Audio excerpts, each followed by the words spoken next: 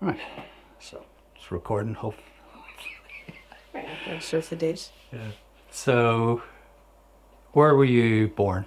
I was born in Belfast in 62 Oranmore Street on the Springfield Road. Right. I'm sure you told me that plenty of I times. probably did. And did you live there then for? I lived there until I left home. Right. So it is. Yeah. Horrible little house. Oh, really? Is it still there? No, knocked Oh. down. Two Yeah. up and two down, lavatory in the backyard. Wooden, with a hole in it. And because during the war and that, there was no toilet paper, so you cut newspaper up Right. in squares, and you had a big carpet needle, and you went through and hung it on a loop.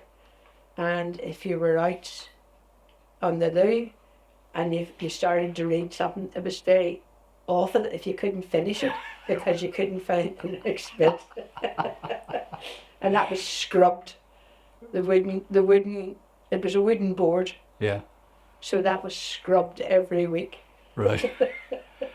And then what about the contents? How did you? Well, no, it flushed all right. It was All that right. was a crumble. But it wasn't, it was all of the houses in the street, nobody had a bathroom or anything like that. Yeah. Yeah. You had what a lot of people called a jaw box, or they now call a Belfast sink in the kitchen. Yeah. Cold water only. And the lavatory out in like a shed thing, in like a brick Yeah. Yeah. thing in the backyard, and that was it. Right. It's probably freezing as well, was it, in the winter? I don't mean the. I don't really remember because the house was cold anyway, because you only had one fire. Yeah. You know, you had one fire in the living room and that was it. Right. And people were more used to, you know, getting up in the morning very quickly and getting your clothes on. Yeah. Yeah. And there wasn't, definitely wasn't any fitted carpets or anything like that. It was all lino Yeah. and a rug. So that was, Right. that was it. And so, who was your mother? What was her My name? mother was Sarah Elizabeth Kennedy originally, and she married William Owen Havlin. Right. And my mother was one of, she had 3 brothers and 3 sisters, and one sister died when she was, I don't know what age she was, but I think she was quite young. Yeah. And according to my mother, Eileen, her name was, she was swinging on the lamppost and the rope broke and she hit her head on the ground and she died. Right. I take it she didn't die immediately, but Yeah. if you think of it, she probably fractured her skull Mm. and died from that. I don't know. Or had a bleed or something. Yes, Yeah. yes, I would think so. I have no idea. That was all you heard, and because I used to sit and listen, I heard things that Marie and Pat never heard. Very good. So yeah, there was you, Marie and Pat. Yeah, Maria was the eldest. My mother had a first baby who died at birth, Right. and then there was Maria, and she was born in 1932, and Pat was in 34, and I was in 38. Right. And I remember saying to my mother one time, why was there 2 years between Maria and Pat and 4 years between Pat and me? It was 4, yeah, 4. And she said, well, you were a mistake. I didn't really think about it years later. Yeah. And do you know how old they were when they got married? Your mum and dad? I haven't a clue. No. But I was trying to work out. My mother died in 1958, and she was 52. Mm. And How did she die? she got rheumatic fever at some stage in her life, and of course in those days she was born on the 26th of January 1907. Right. And they were told that she would never grow up because she got rheumatic fever, and that had affected her heart.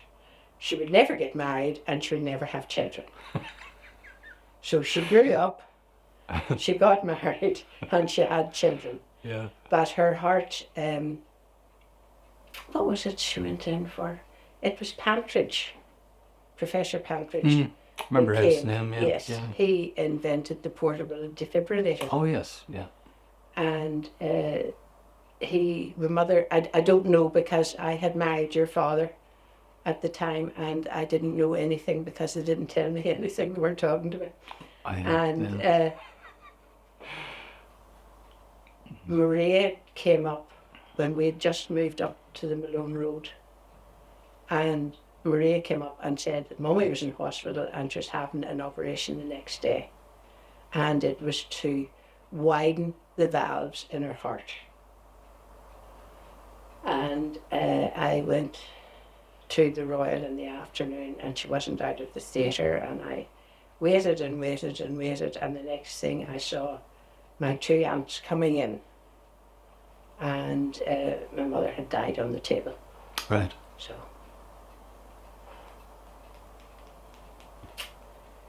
that's a long time ago, but it's still.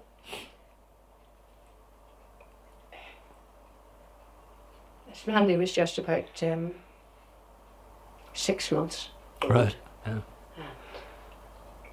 My mother had seen her twice, I think. Right. Yes, and that was Yeah. it. So. And you hadn't really, had you made up at that stage or not? Or? Well, my mother and I had made up. Yeah. And when Maria was always, she thought I would go to hell. Brilliant. Oh, yes. Told me I was not worried about dying. And I said, well, why would it be? Like, you know, what can you do about it? And she said, well, you go straight to hell. Because you married a Protestant. Exactly. And I think I didn't talk to her for a while after that. I just couldn't be bothered. Yeah. And she still, like what she said, apparently she said the same thing to Patricia. Really? Yes. She married a Protestant as well, did Well, she? I don't know what Alistair is, but he was divorced, which was even worse. Yeah. So she hasn't changed much as far as that goes. Yeah. But you know, we lived on the Malone Road for a while, and then we went down and lived with your granny and grandpa at Cairn. Mm-hmm. And we were saving up for the deposit of a house, and we had applied at that time. It was the Northern Ireland Housing Trust, and we had applied, and we'd only been there a couple of months, and I think we had about £60 saved. And we got word that we got this house, so we took it. So that took up the deposit, because we had to put the furniture in storage at the time we paid it to be lifted and brought here, and that was our deposit. So I'm still here. Let me just pause this, just make sure it's recording properly and everything.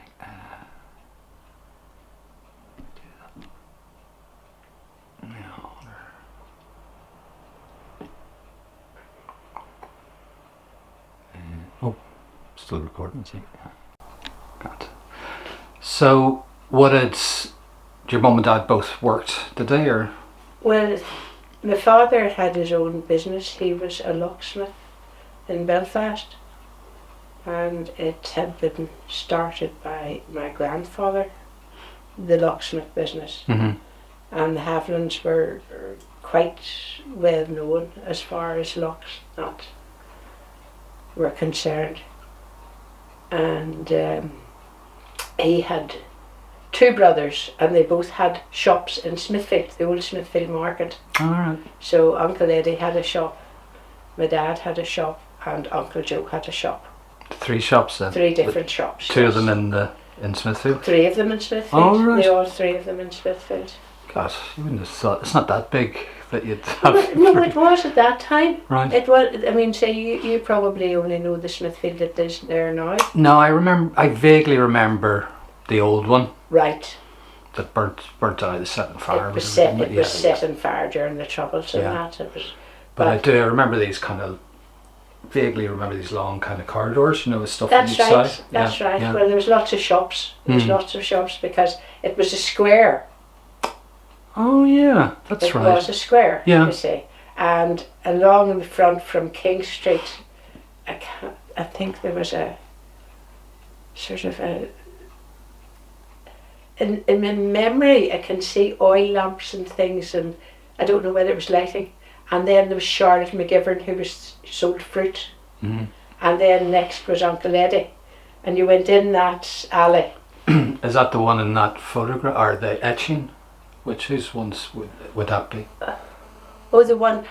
I would have to have a look at that. Take it off the wall and I'll have a look at it. But my father was, as far as I was concerned, was in the first alley. Yeah.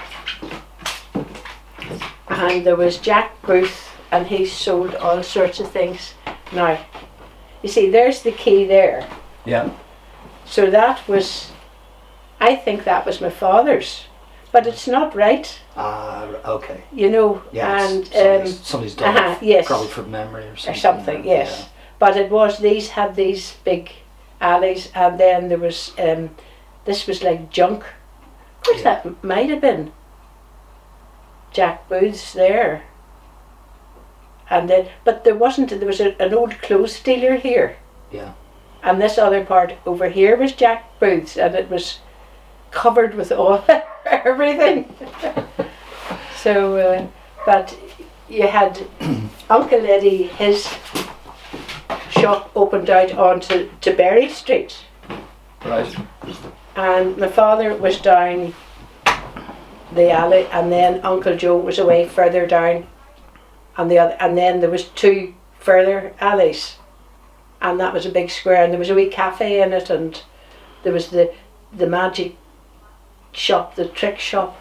All right. There was a joke shop was there, and there was a. Was that the only joke shop? It was the only joke shop that I knew. Yeah. And everybody went to it. Right. And there was the holy shop beside it.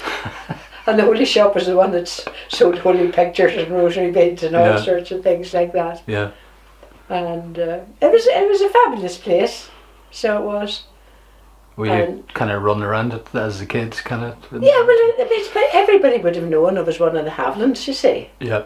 So I used to go down and see my father after school, and then I would wander around and then go on home to my mother, because my mother and father separated when I was quite young. All right. Well, how old were you? I think I was about 3 or 4. All right. Okay. And my father wasn't really a very good provider. He drank and he gambled. And he smoked, but he didn't go with women. So he didn't. And he wasn't very good at providing. So my mother had to go out to work, and she was an examiner. And the last place that I remember in was McGee's. McGee's factory that made quite good clothing and things like that. So she would have examined the finished product. I was going to ask you what an examiner was. That was an examiner. She examined the things to make sure that they were all right. Yeah. And then, of course, most of my childhood she worked for Georgina and and McGee's and things like that. And then it would have been in the late 50s that she wasn't well enough to work. So I don't know what she did for money, because... Is that why she had to go in and get the operation, because she wasn't... They say, according to, I can't remember who it was, said to me that she was getting, say, sickness benefit. Right? And they told her that if she didn't have the operation, they would cut her money. For God's sake. Right. Well, they did in those days. They would Yeah. have come out to your house if you needed money, and they would have looked and said that if you had a good suite, you could sell that Oh. before they would give you money. Yeah, no, that's the truth. It's not, you know. Wow.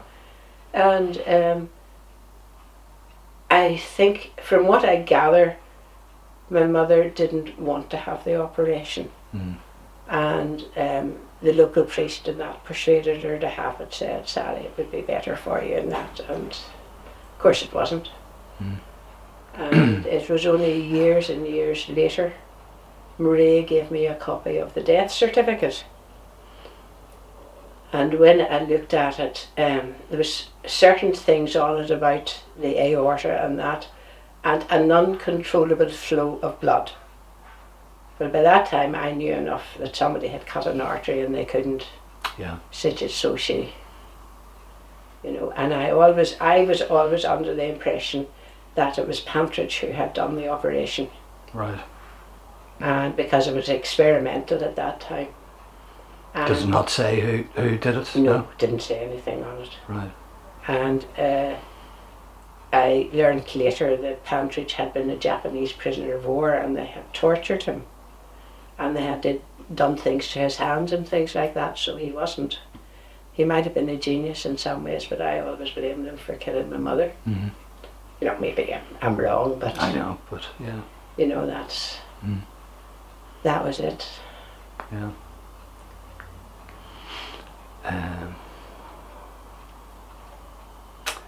My father lived with his sister Ethel in King Street. Ah, right. Yeah, So I remember Ethel in yes, King Street. Yes, Yeah. Ethel was always a lovely aunt, so she was. Mm. Always very good. And her and I got on very well. Yeah.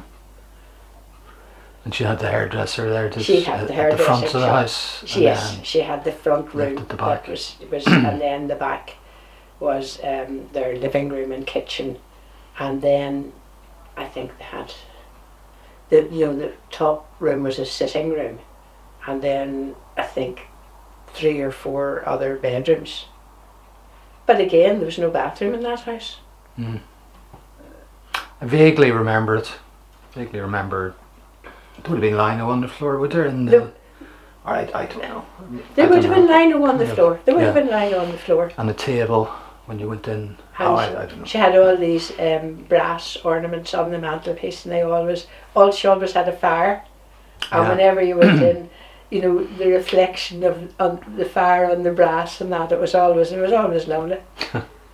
And the 2 chairs that I have in the dining room, they were bought by her grandfather. Right.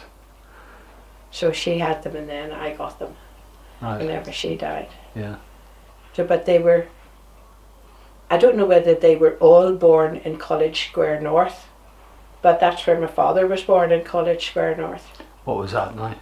And it's an area, but it's an area that's at the side. It would have been a very, very posh area. Yeah. For Belfast. Lovely, great big houses, and the first museum and that was there in College Square North. It's just at the side of where Belfast Tech. Yeah. They don't call it the Tech anymore, but it's still Belfast Tech to my mind. Yeah. What do they call it now? I don't know. Probably the Metropolitan College or something. Yeah. But you know where Inst is? Yeah. And you know the big building beside it is the Tech. Yeah.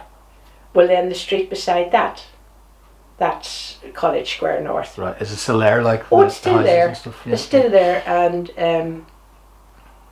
I think that they've knocked some of that. I think they've knocked down the house that my father was born in. Right. And then they moved from there to King Street. And to where Ethel was? Yes. In that house? Yes. Yeah. Yes. Yeah.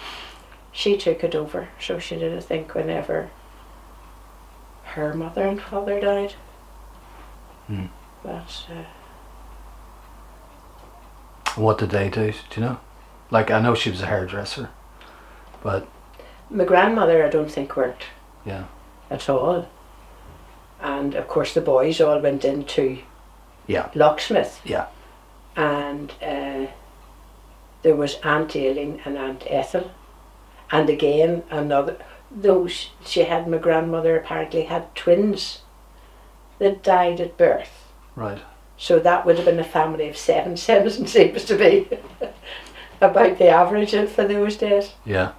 But I don't know what my grandfather did. I know his father was something to do with saddles and things like that, and they lived in York Street. So my father was always very proud to say that he was 4th generation Belfast. Right. Because most people who live in Belfast, they're 1st or 2nd generation. You ask anybody, where did your mother come from? Where did your father come from? And they've all come from the country, and they all moved into Belfast. So I would have been 5th generation Belfast. All right. Okay. And that's Yeah. so I don't honestly know what my grandfather did. I think he had a shop at one time in King Street. But because there was a photograph that I saw, but I just have no idea. And what about your mother's family? My mother's family, her, I'm trying to remember now, her mother had, and brother, what do you say, her mother and her uncle were left orphans when they were quite young. Their parents had died, I don't know what happened, and they had a lot of pubs. They had about 16 pubs when they died. Right. And now this is, I don't know whether this is true or not, but this is just the story that I heard. And by the time, no, it wasn't that. It was her grandmother, the Moonies. And whenever it came for the girl to get married and the boy to get married, their guardians, there was hardly any pubs left. So I know my mother was born in one of the pubs. I think it was Ross Street or something. They still had some. They had, I think, 2 on the Fall. Right. Right. Yeah. So they are saying that they had own pub, but by the time they came, there was hardly any left. And from what I gather, my grandfather Kennedy, because that was my mother's maiden name, was Kennedy. Yeah. He was a ship's engineer and wasn't good at businesses and things like that. So I remember as a child seeing these big ledger books, and when you opened them all in copperplate hand, the money that people owed for drink, you know. For drink? For drink, from the pub? For the pub, right, yes. Right. So I don't know whether he just wasn't good or what, but there was no pubs around whenever I was born anyway. There was no grandparents around because they were all dead too. Right. And any relation to bakery? The Kennedy bakery? No, that's Hughes's and Kennedy's. No relation. I did do a wee bit of. Yes, I did a wee bit of looking up on the census thing, and my mother's grandfather Kennedy's, there was a will he left, and they lived in a street that was opposite the Royal, and his will, it was quite funny. I have it somewhere on the computer, the way he left the house and shares, and I thought, well, he must have had there must have been a bit of money around, you know. So had shares, yeah. They had shares in those days, and I think the shares were in Barney Hughes's bakery. All right. You know, yeah. And that was that. Whenever we were growing up, you had this rhyme: Barney Hughes's bread sticks to your belly like lead. Not a bit of wonder you fart like thunder. Barney Hughes's bread. Is it still going, Hughes, or is it, what's it called now? No, Hughes is just gone. Yeah, it's now the Peter Pan complex on the Springfield Road. Right. But I think he was the first one to make the BAP. Right. You know, the Belfast BAP? Yeah. And they were a penny. And it was people could afford to buy them. Yeah. you know, and it was, so Belfast back was. And your father then, there was no photograph of him in the, was it the IRB or what was it, or there was something that down south, was he in? Yes, he joined. Now I can never work out. It was. He was born in 1904, and he went down south and joined the army. Right. Now I don't know whether it was De Valera's army, because I don't know the history well enough, but I know from what Aunt Ethel said that my grandmother went down and got him out because he was too young. He was obviously under 21, and in those days you had to be 21 or have your parents' permission. All right. So I have photographs of him in his uniform and his honourable discharge. All right. So he never I didn't don't last know. too long, or? I don't think so. I don't know. He never talked about it. Right. But it was funny. My mother's two brothers, I don't know whether the three of them, but Uncle Frank, who ended up in Sligo, and Uncle Hugh, who ended up in Dublin, were both in the IRA. Right. Now, I didn't find that out till years later. And my mother told the story one time that whenever she was at home, and this would have been Ross Street, and the front door knocked, and she came as a pub, it would be on the bottom, and then there was the stairs up and the living accommodation, and she came down and somebody thrust a gun into her hand and said, "Give that to Frankie," and ran. And she was going up the stairs, and she said that she thought she would do what the cowboys did, you know, and she said she tripped and the gun went off and there was a bullet went into the ceiling. So, and that was all I heard. And I know, according to Frank's son, that Uncle Frank got some medal from the original IRA. You know, I don't know what they were. He got a medal from the IRA, or oh yes, for his service. The Irish government. And Uncle Hugh got the same in Dublin, and they both married. Uncle Frank married a girl from Sligo, and Uncle Hugh a girl from Dublin. So. And what was their surname then? Kennedy. Kennedy. Yeah. Kennedy. Okay. Yes. And Uncle, you met his daughter that day in the yacht with me. Do you remember? Oh yeah, yeah. Well, he was some civil servant. He got some job, so yeah, that was quite good, and lived in Ranelagh. Yeah, yeah. That and had 3 daughters: Pauline, Patricia, and Teresa. Very good. How do you remember all that? Well, I just remember those because I remember going down a couple of times. Uncle Hugh was treated by my mother and her sisters as the head of the family. Right. You know, it was that old thing whenever the father died, then the eldest boy sort of was I don't know. Like, I just think it's a lot of nonsense, but he was treated, whatever Hugh said, that went. Right. So, and he wrote to me after my mother died. He didn't actually write to me. He wrote to your father and said that my marriage had helped kill my mother. Oh. And I was furious. I was absolutely, I was heartbroken about my mother.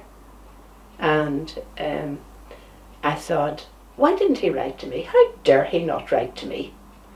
Right, I get very indignant about things that I don't think are right.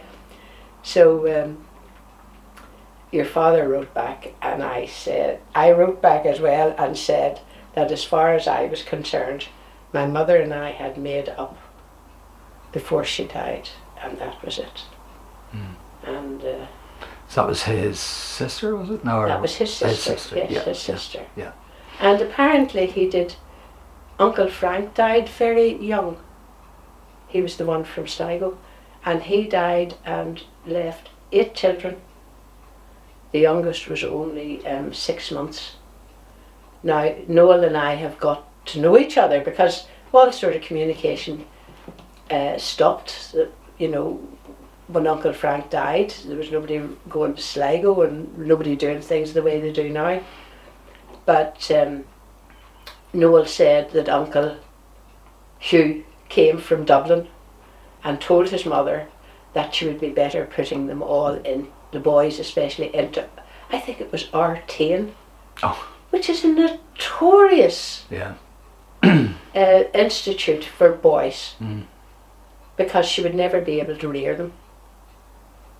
So I think Auntie May threw him out, and that was the last she heard. Yes. So he was a great one for telling people what to do, and sounds like it. Yeah. pompous. Yeah. Yeah.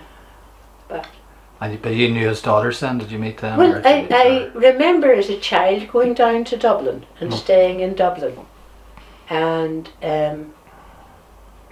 Pauline. I didn't know them that well. You know what I mean? Mm-hmm. But so he was the one we met, the granddaughter, or who was she? The one in the yacht we met. That was his daughter. His daughter. That was his daughter. Yeah. That was his youngest daughter, Terry. Yeah.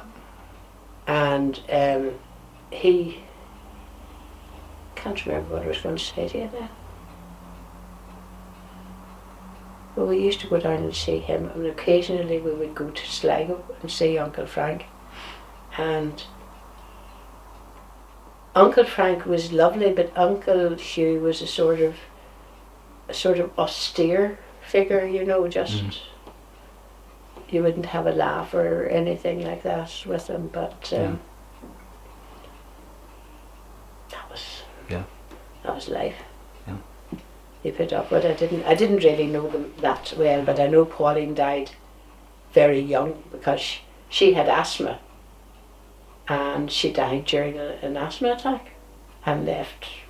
She'd been married then and left 2 children. I used to get bits of news from Maria, because Maria would have been very good at keeping in touch. And this last was 10, 12 years or so, I got in touch with Noel, who is Uncle Frank's youngest son, who was 6 months old when he died.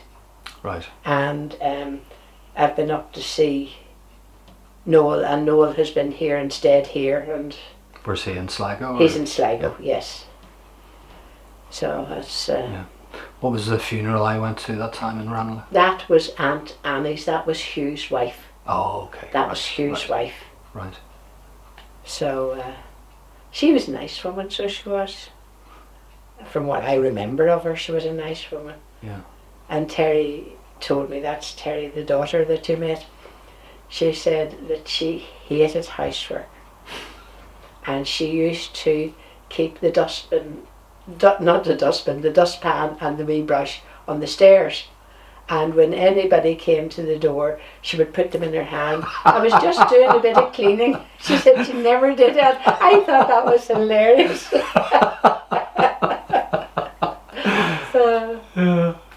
But Terry had some big job with the lottery down there, and you know, she got a, she had a very nice job in it. Yeah.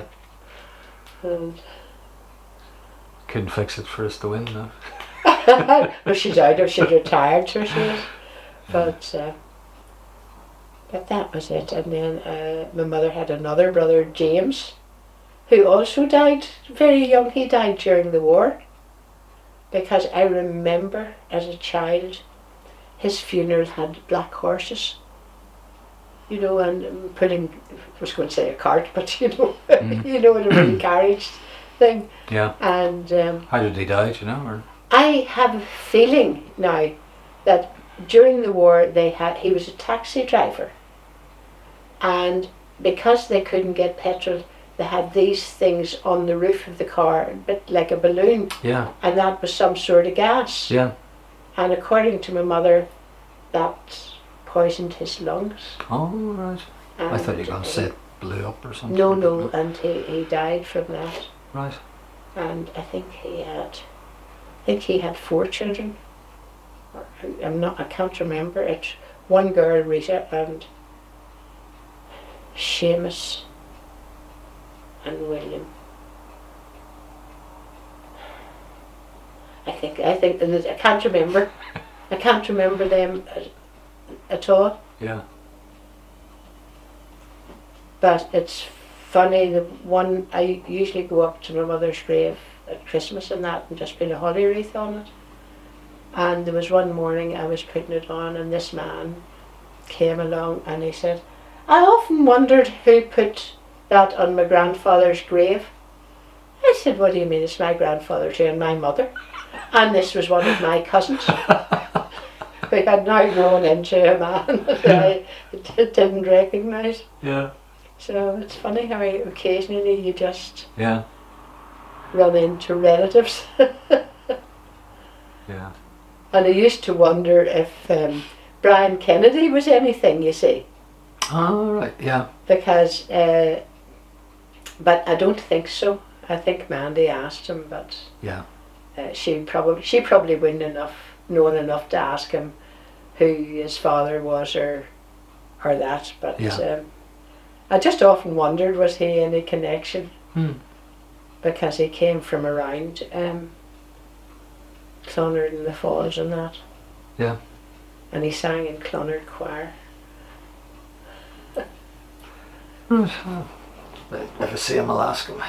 But he probably wouldn't know either. But it would depend on who his father was. Not wouldn't, because he would be about. He'd be younger than you, wouldn't he? If you're about around the same age, or. Yeah, probably about the same age. I'm not sure. Maybe. Yeah. You know, between you and Adam, somewhere he would be. Yeah. So, which would mean then that if his father was a connection, he would be a cousin of mine.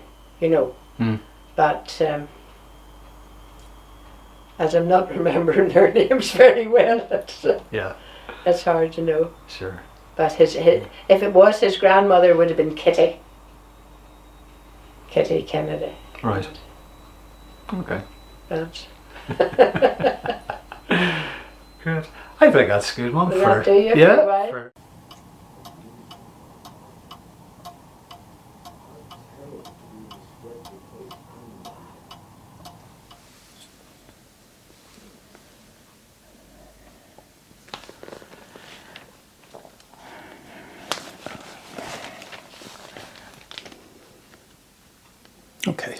Okay. So, what about your early life? But sure told you about my early life the last time, did it not? No, well, like, where did you go to school? Where did you go to school? I started off in St John's Primary School in Colin Ward Street, I think it was. Colin View or Colin Ward Street, just up the Springfield Road. Right. And is it still there? I have no idea Right. whether it's still there. It was one of these schools that the girls went in once. The girls were on the ground floor and the boys were on the first floor. So the girls went in one door and the boys went in another door. Right. And you had a yard as a playground and outside toilets. And was it a mixed school then, or was it kind of separate? No. Okay. Oh no. The boys went to the boys' part and the girls went to the Right. girls' part. But it was the same school. Same school, right. One building. Right. But divided, you know, Yeah. two separate entrances. Yeah. And as I say, the girls on the ground floor and the boys upstairs. Right.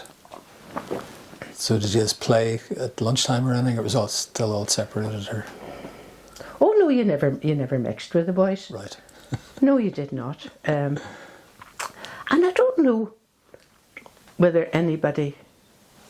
I think everybody just went home. Yeah. At lunchtime, or you went if you were getting school dinners. You had to go down to St Paul's Parish Hall, which was, well, it seemed an awful distance to me, but I think I just went home. Right. And if my mother was working, so you made your own lunch and went back, and that was it. Yeah. You know, there wasn't. That was where I went until I got the 11 plus. Had only just come in a year or so, and I got it, and I was still 10 when I got it. Oh, very good. Right. Because my birthday, you see, was Yeah. May. Yeah. You started, according to Maria, I started school at 3 because my mother had nowhere to put me. So Really? took me, well, I don't know. I just You went. always remember being at school, do you? Well, I remember just always being there Yeah. and a slate and playing with plasticine. Right. And I wasn't very good. You know, all I could make was snakes or a basket with eggs in it. I wasn't very good at imagination. Oh dear. So Maria and Pat were there at the same time? Oh were they? no, because you see, there's 4 years between Pat and... No, Pat went to St Gall's, which was another school. Right. And Maria, I think Maria must have gone to St John's, but I don't ever remember her being there. Okay. If you know what I mean, because there's 6 years between. So when I was 3, she was 9, Yeah. and maybe she took me up and down for the first year or 2. Yeah. Yeah. You know, but and then she went off to Fort William, and Pat left school at 14 and became a message boy. Right. He was a message boy from he was about 10, because he used to... there was a grocery shop a couple of doors down from us, and he used to deliver the messages after school, and Right. whatever Yeah. he earned. He had a bag, you know, with a big, the big Yeah. thing on it, so all the messages went in there. And then whatever he earned, he gave my mother to pay the rent. Right. All is like until she died, he did that. Even when he Right. was in New Zealand, he would just send her £1 a week or something like that Yeah. to pay the rent. When did he go to He went. New Well, Zealand? I'm trying to think when he went to New Zealand. He went in the 50s. Okay. Yeah. You know, it was the £10 passage. You paid Right. £10, and you went out to New Zealand, or I think Canada. I'm not so sure, but New Zealand and Australia. And I think, I mean, everybody thought it was wonderful, this, you know. But I remember going down with my mother, and I can't remember else.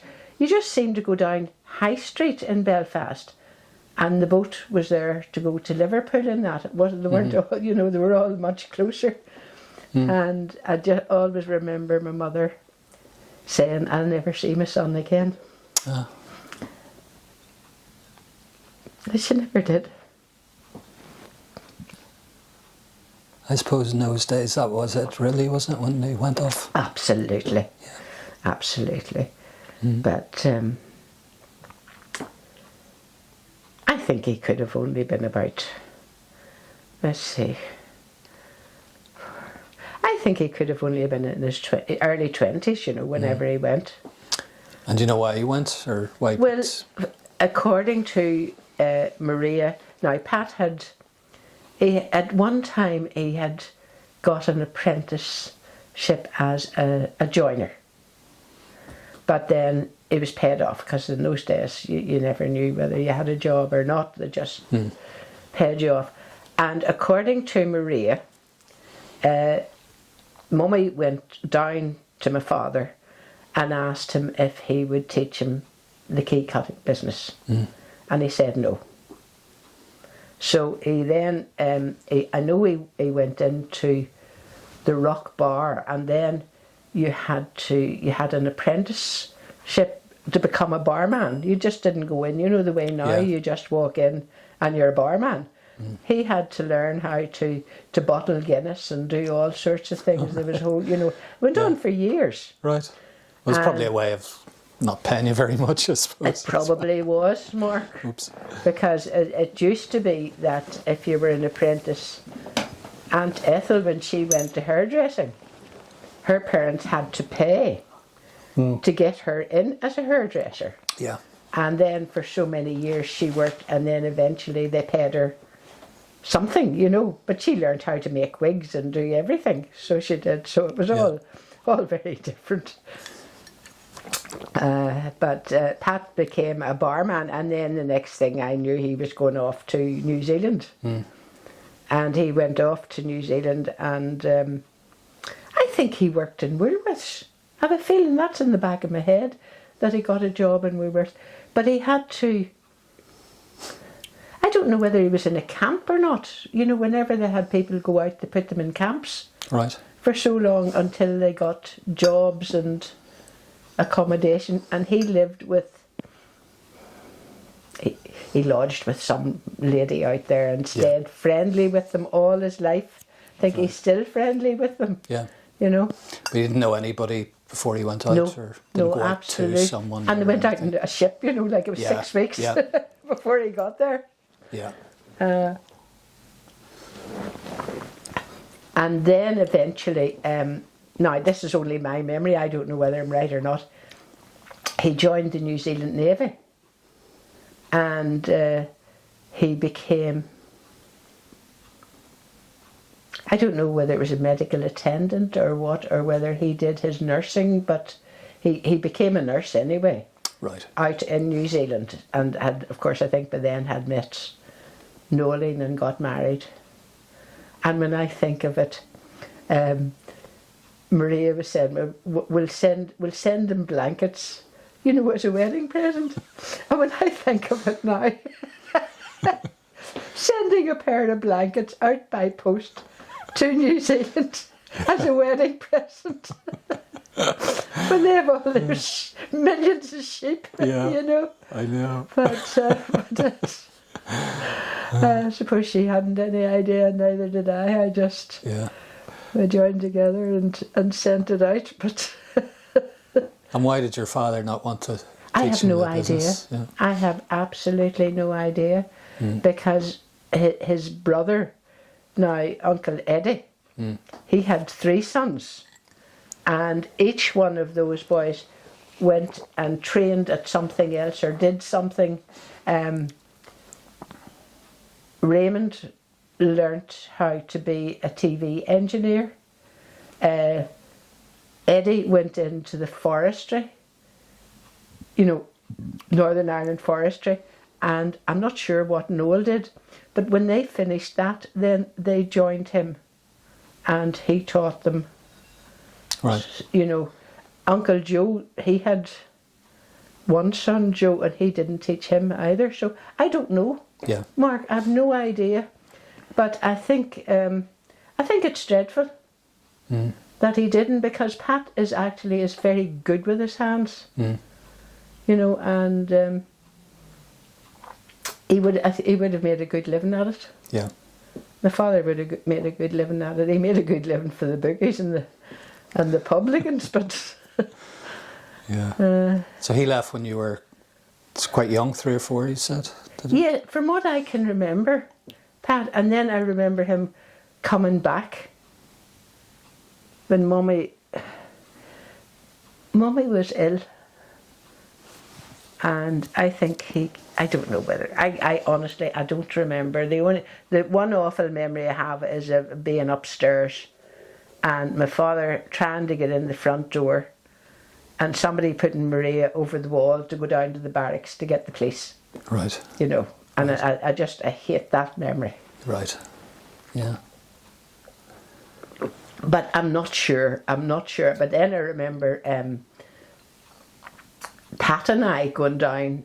My father then went and lived with Aunt Ethel in King Street, and going down on a Sunday. Now, not all that, but we went down on a Sunday, and he took us. I have a memory of going to Bangor with him, and going out, you know, in the boat, you know, to fish. You know, there's a pleasure boat thing and him having a bag of fruit for us. But that's, you know, they're not. Yeah. There's none of them real. I don't ever remember going out as a family. Right. Really don't have any memories like that at all. But you saw him regularly enough? Oh yes, I used. I mean, to say, whenever I went to St John's, and then I think it was me reading comics and that, I wanted to go to boarding school. And my mother sent me to St Michael's in Lurgan, which was a boarding school. Yeah. And at Christmas, when I came home at Christmas... Oh, you actually went, you didn't go to have a look, no, you actually went to I just went, yes. Oh, right. I didn't know that. I did, yes. Yeah. And... how old were you there then? Well, I was 11. Right. So that was secondary school you were going to? No, it was grammar school. Grammar. Oh, right. It was grammar school. Yeah, yeah. It was grammar school. Yeah. And when I came home from there at Christmas, I don't know why my thumbs were, but both thumbs were subturating. Right. You know, and my mother took me down to the doctor. No, I tell a lie. What?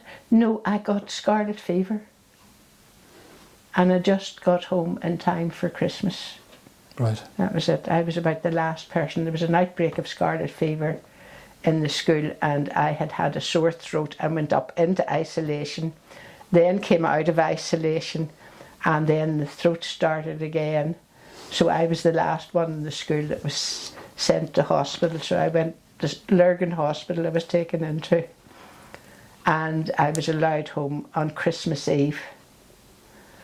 And then at Easter, when I came home, I had suppurating thumbs. Right.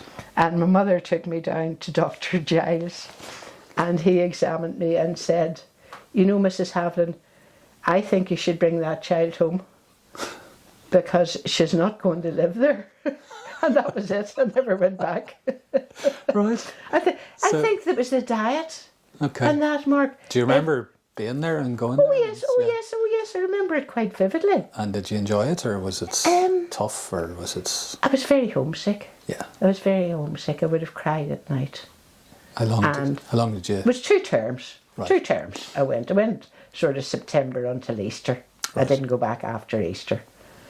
But the food, my mother used to send me food parcels.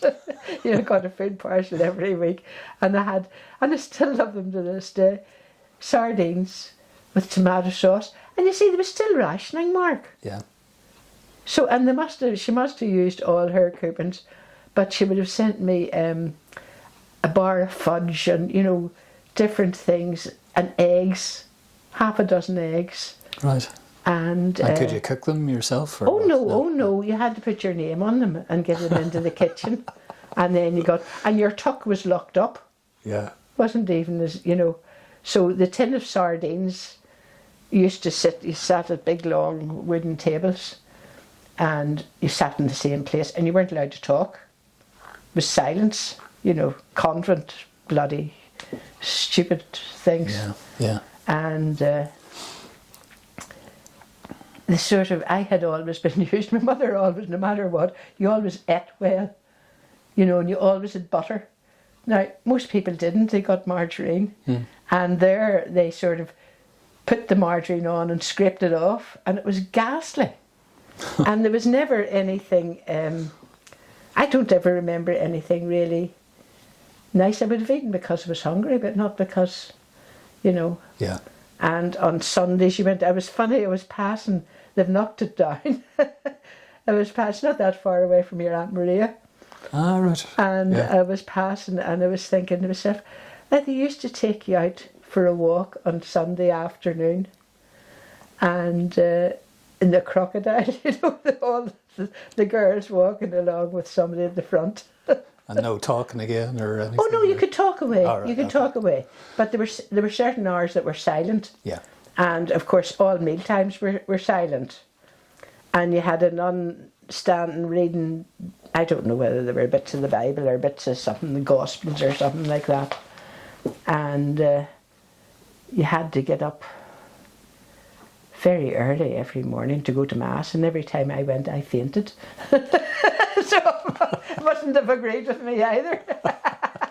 It's probably the hunger and kind of... I don't know. I still think it's all the standing up and down. Right. You know, I don't know. Yeah. But it's a blood pressure thing anyway, so I might maybe had something then that I didn't know. Yeah.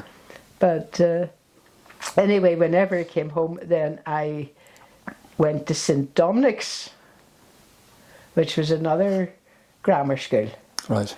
And for the last term of that year, I still had to wear my St Michael's uniform, which was navy, and the uniform for St Dominic's was a burgundy colour. Mm-hmm. And of course I was the odd one out, but St Dominic's was all right. It was all right. I don't think I really liked school. Yeah. You know, I really don't think. I think I was bored rigid because a whole lot of the things, a bit like Callum, you know, a whole lot of the things I didn't like or I didn't understand, and nobody told you. There didn't seem to be such a good rapport with children as they have now. Yeah. You know, you were just expected to get on with it, and that was it. Nobody told you about anything. So anyway, I stayed there, and then I decided I was leaving. Whenever I got to about 14, I'd had enough of the nuns and everything else. And So you could leave school in those days? oh yeah, 14. 14. 14 Right. was the age you could leave at. So then I was marched off to a psychologist, and just, I think, as far as I remember, she asked me different questions and things like that. And I heard her mentioning Ashfield, which was a school over in East Belfast, and I thought, oh, that would be like a Protestant school. That would be good, you know. But I wasn't sent there. I have no doubt I was not sent there. I was then sent to the Dominican College, Fort William, which was another Dominican school up the Antrim Road, and I stuck it, I think, for a year, and then that was it. I got fed up with it. Did you do any exams or anything? Or? But in Fort William, I did the Royal Society of Arts, the English exam, and typing, because you could do typing and shorthand. Shorthand I could never understand, so it didn't bother. But I was all right as typist at the time. But, Yeah. and my English was all right. I did well enough in it because I loved English, and I loved reading, and you know, I liked that. But I find an awful lot of the teachers were rotten. Yeah. Yeah. You know, they really were. I loved English because the teacher of English was brilliant and gave you a real love of things. But and then I entered the world of work and worked at various things. What was your first job?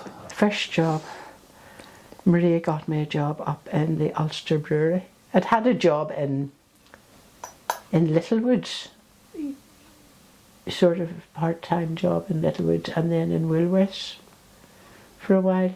And then Maria got me a job in the office in the Ulster Brewery. And I learned how to be a telephonist there. And it was the old, you know, you pull the things out. Yeah. And So you could listen into the people's calls. you could. And how to do accounts, like to print them out and do things, all the usual sort of office stuff. And then I think I got fed up and met a crowd that were good fun. And then I had wanted to be a nurse, and there was somebody in the street was a matron. You know, somebody in their family was a matron in England, and she offered to take me over to London to train, and my mother wouldn't let me go. She thought I was too young. I think I was 17 or something. But anyway, I eventually went to Purdysburn to train as a nurse. And then met started there in October. I think I met your father then in about April. And we got married the next October, and that was the end of the nursing. Right. So So Maria then, so she was what, 6 years older than you? Maria, by that time, she was married, and she had Stephen and Ben had gone to Canada, and she went out to Canada. Right. And then when she was out there, she got pregnant again, and she thought, with the way you had to pay everything in Canada, for some, I don't know, but she thought they couldn't afford it, so she came home again. Right. You know, and of course Ben came, but she came on her own first with Stephen, and I think she was sick nearly all the time with being pregnant, so she came on the boat. Right. With Stephen, and I think she said Stephen never shut up, he cried the whole time. But I thought he's not the same age as me though, no? no, he's He was older than you. He must be. He's a year older than Mandy. Oh, okay. And Patricia is 6 months older than Mandy. Right. Patricia and Mandy are the same age, but she's 6 months older than Mandy. They're both January. Right. So they are. And yes, because Stephen was 65 this year. Right. And Patricia was 64, and Mandy will be 64 in July. So, where did you meet Dad? I met him, it was a girl in Purdysburn was going with Ivan Lambert, who was a journalist on the Telegraph, and your father was in the Whig, and there was 4 of them lived in a house in College Square North, and Sylvia was going out. We came down to town there for something, and we went round to College Square North and we met. Right. That was the same street your father? My father was born in College Square North, yes. Yeah. Well, they lived in 24 College Square North, your father and Ivan and Jenks and, what do you call him from Dublin? Knowles. Harry Knowles. So, and they had the middle flat. There was a girl, Ivy, had the ground floor flat, and then I think Ivan and Jenks had the middle flat, and Harry and your father had the top flat. Right. So that was that. Right. And then we went from there to whenever we eloped to Scotland. Yeah. So we did. But how long were you? So you met him and just started seeing each other then. Yes. And then where was he working at the time? He was a deputy chief sub-editor in the Whig, the Northern Whig. Right. Which is now defunct. Yeah. And whenever we went over, because I was only 20, 19, and I didn't have permission. You had to be 21, right, to be able to get married on your own. So your father wrote to some solicitor in Scotland, and they told you the way you could get married in Scotland. And he went over and lived there. You had to be a resident for 3 Sundays for the bands to be called in the church. For the what? For the bands. If you're getting married in church, they have to call the bands out. BANNS. So they give notice to the congregation that Pauline Haviland and Kenneth Nixon are going to be married. So it gives time for anybody to object. Bands, so that's the BANNS. Congregation, yeah. Well, no, the band is just, I don't know. I've never heard of it before. But yes, you hear about the bands being read.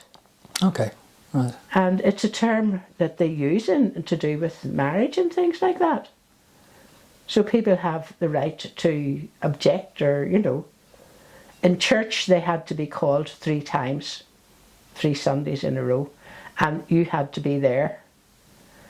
So by the time Maria had come home not very long, and before that, And your father had been, of course, writing every day. You know the way you do when you're young. You're every day. That's the only way to communicate, really, I suppose, right. as well. That's right. You know?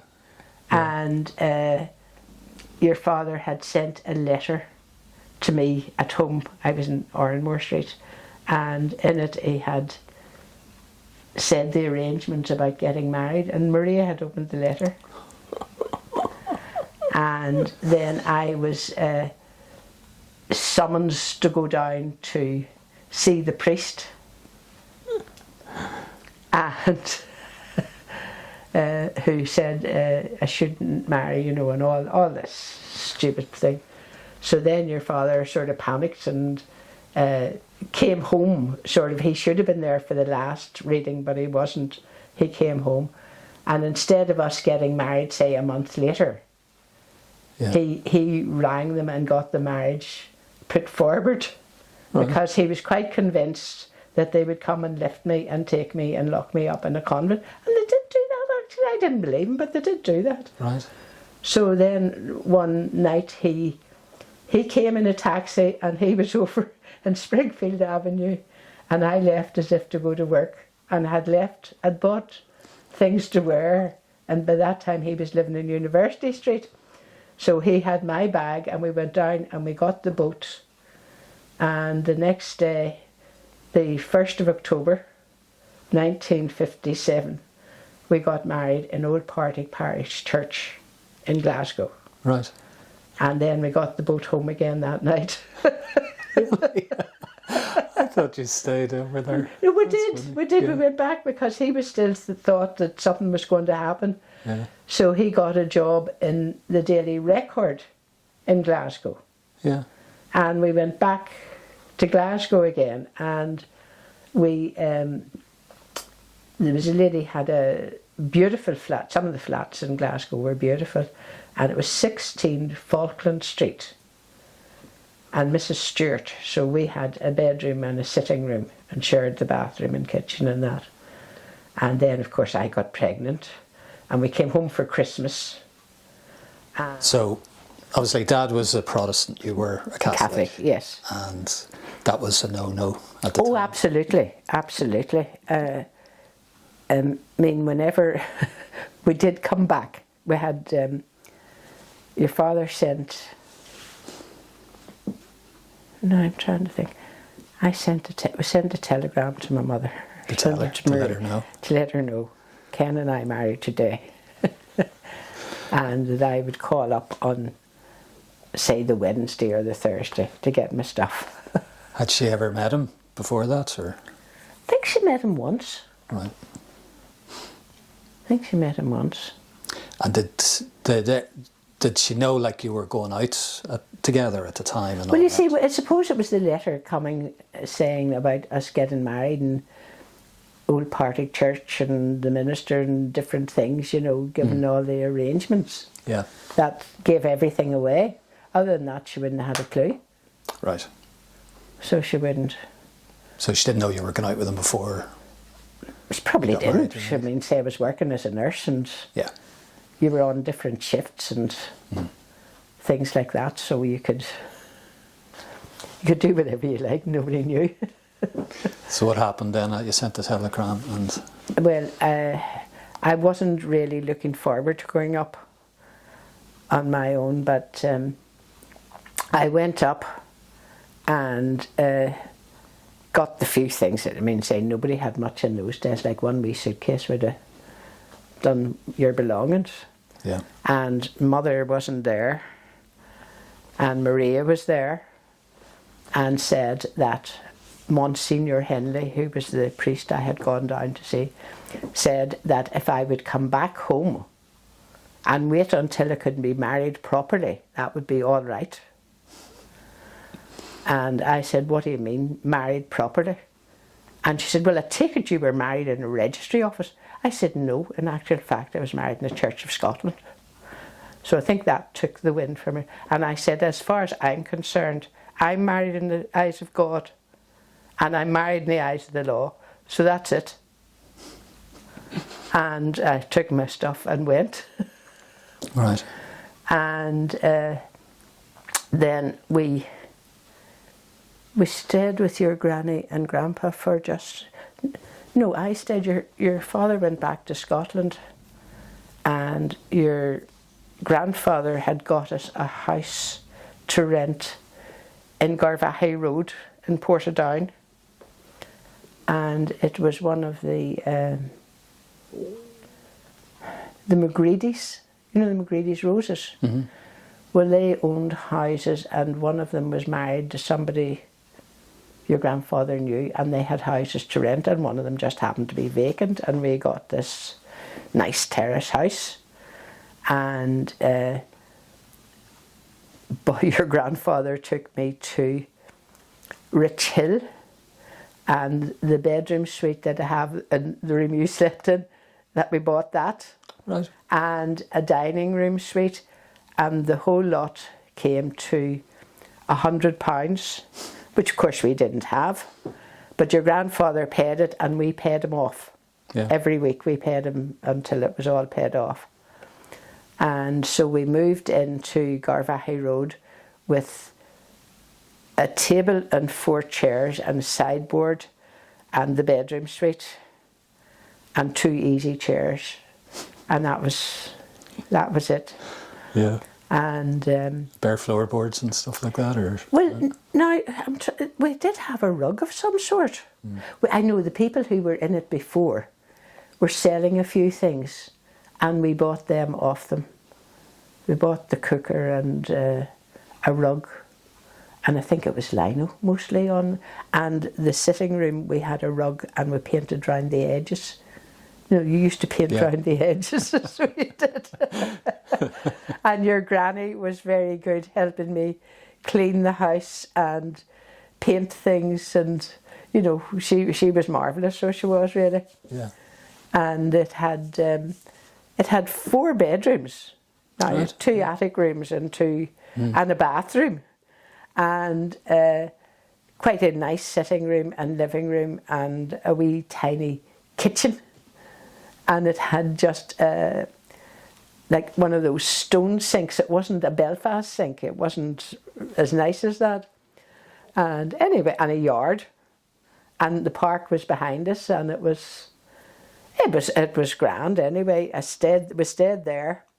Dad was working in Glasgow still? No, he came home and got a job with the Belfast Telegraph. Right. So he had to travel up and down by train every day from Portadown to Belfast. And I'm trying to think of when. Well, he stayed there for a couple of years, all right. But as a reporter or whatever? Or? No, I think he was still sub-editor. Right. So he was, and did the odd wee story, but nothing.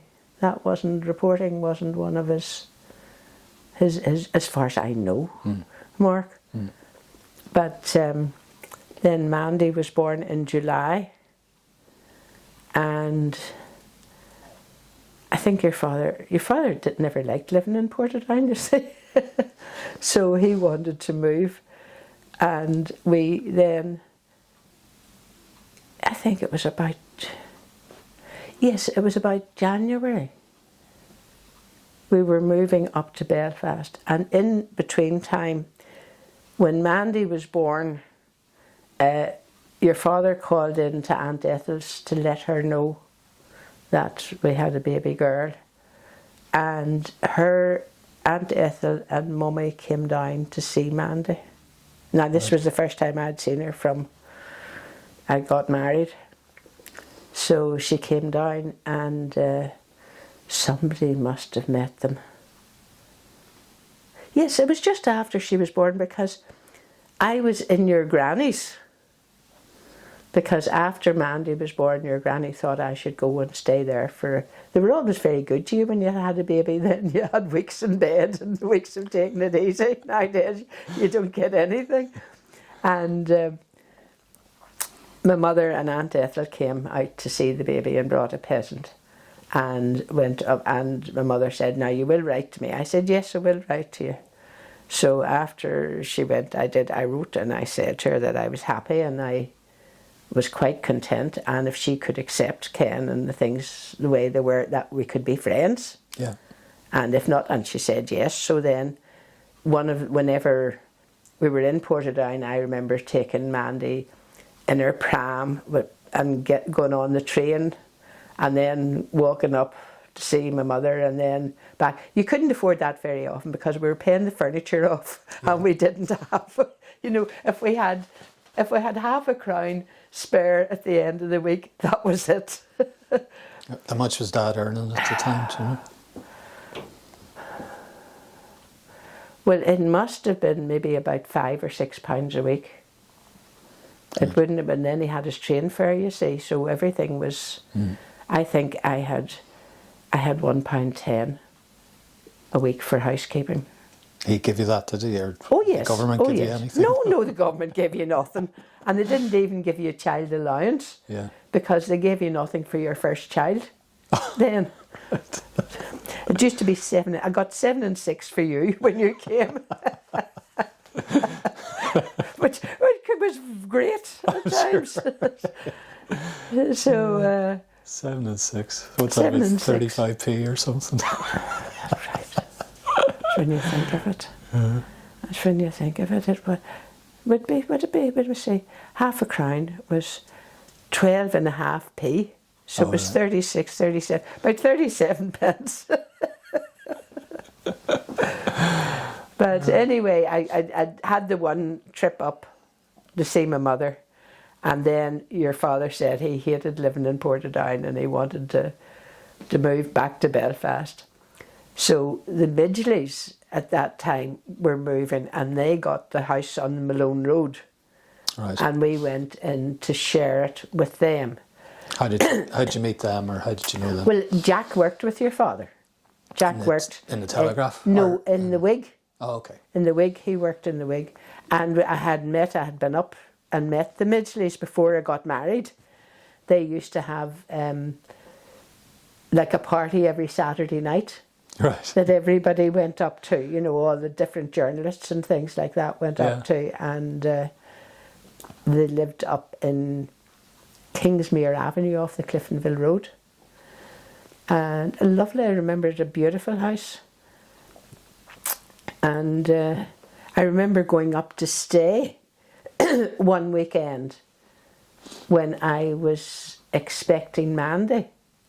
So Aileen and I have been friends for 60 odd years, you know. Right. And but anyway, that's how we met them, and we shared this house. So on the Malone Road. On the Malone Road. Yeah. I think it was 171 or 127 Malone Road. Lovely big red brick house. I think it was one of the first houses there. And whoever had it built put some clause in the lease that nothing could be built in front of it.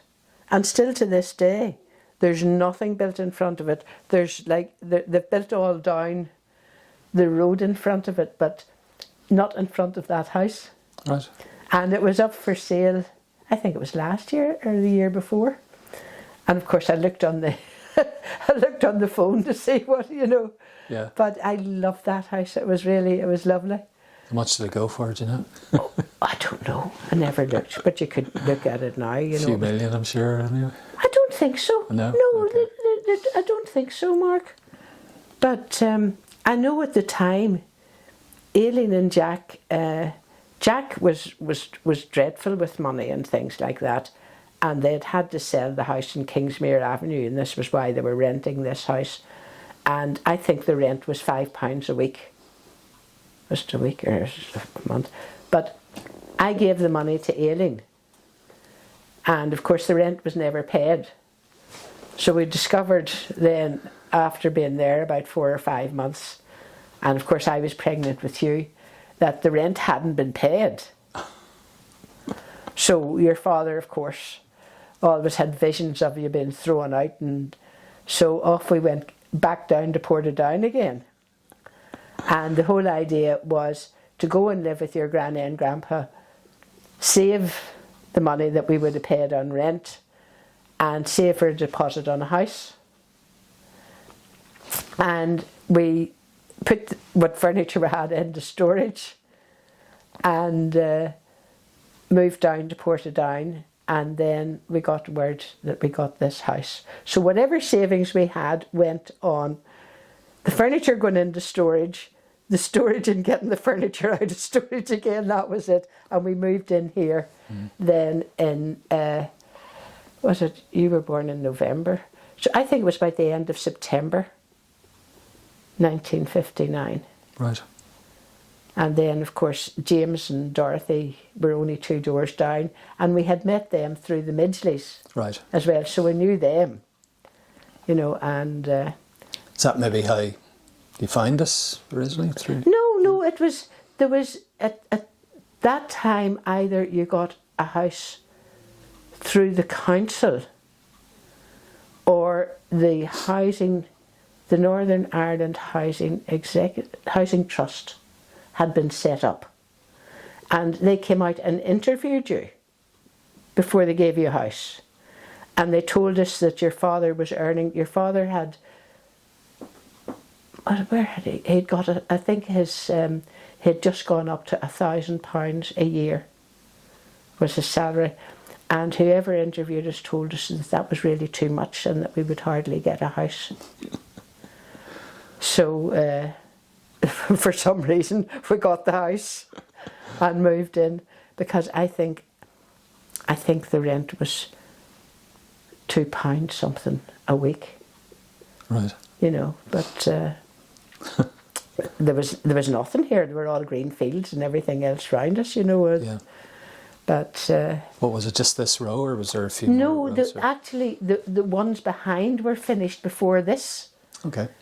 Some of these houses were started by some building firm that went bust, and they were left, and other ones were finished until they got somebody to come in and finish these, because there were only 8 of these houses built on the estate, and they were called their A-class houses.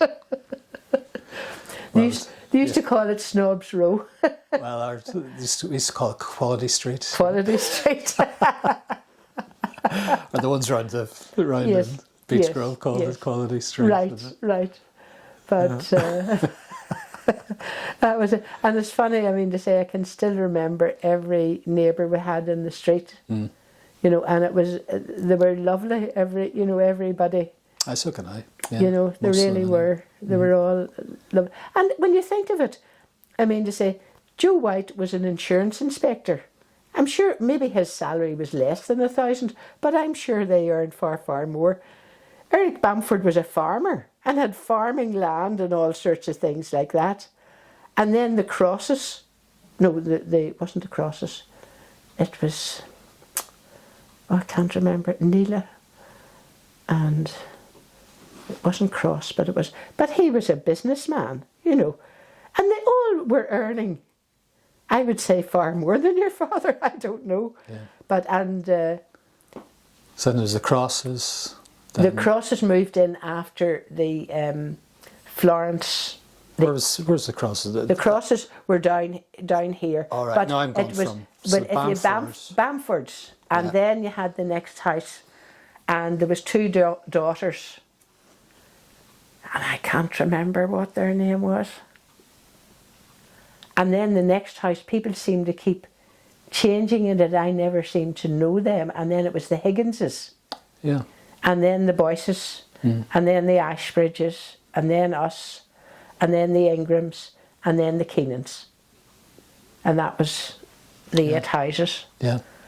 So, and they're all, I think they're all dead now. Oh God. They are, you know. Well, I was very young Yeah. when I moved in, you know, Yeah.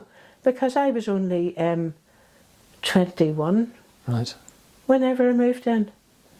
And Eleanor was still at school, and Jennifer was 8, Right. you know. Yeah, So yeah. they were all, say, at least 10 years older than me, you know. But I was sort of the baby of the street. Right. They all looked after you then. Well, they were all very good. Yeah. They really were all very good. And Florence Keenan, that's your phone. Sorry.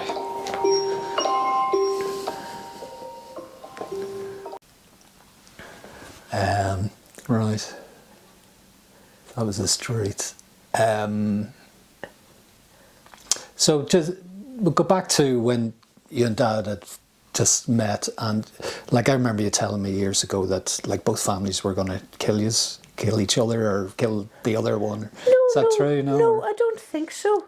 I mean, to say, I think I met your mother and your granny and Aunt Nola came up from Belfast. They used to come up from Belfast to shop, and your father decided we would have tea, afternoon tea, and he would invite them to his flat, and I would go and meet them, and they thought I was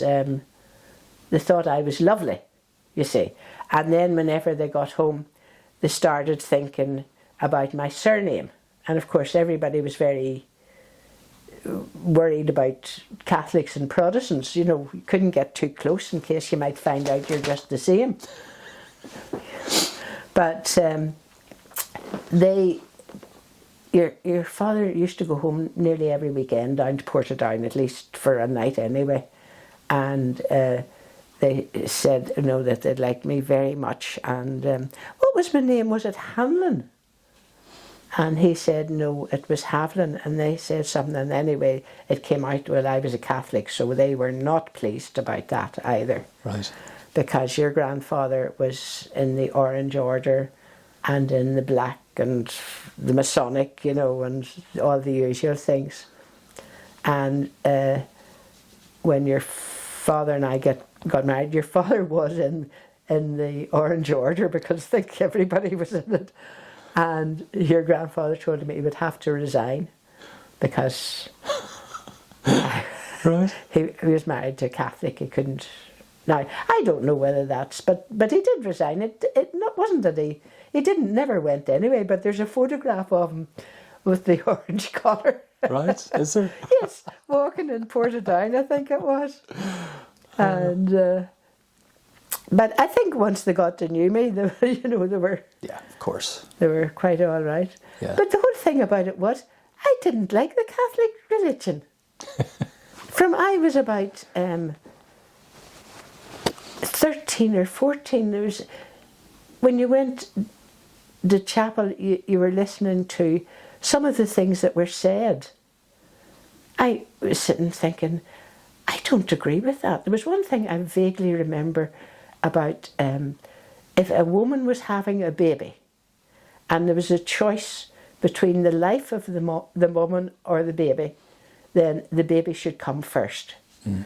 And I'm sitting and I'm thinking, knowing where I lived, what would happen like if that mummy died and there was about 6 or 7 children? Mm. And I was saying, that can't be right. This is just me now, it's other people think differently. But, and then there was another time that there was something about, yes, Protestants would definitely go to hell. And I thought, again, but sure, there's only one God. How would he know? I didn't think it all out, but I didn't like it, and I didn't like some of the things. And going to confession and a priest saying to you, do you have a boyfriend? Yes. Does he kiss you? Yes. What way does he kiss you?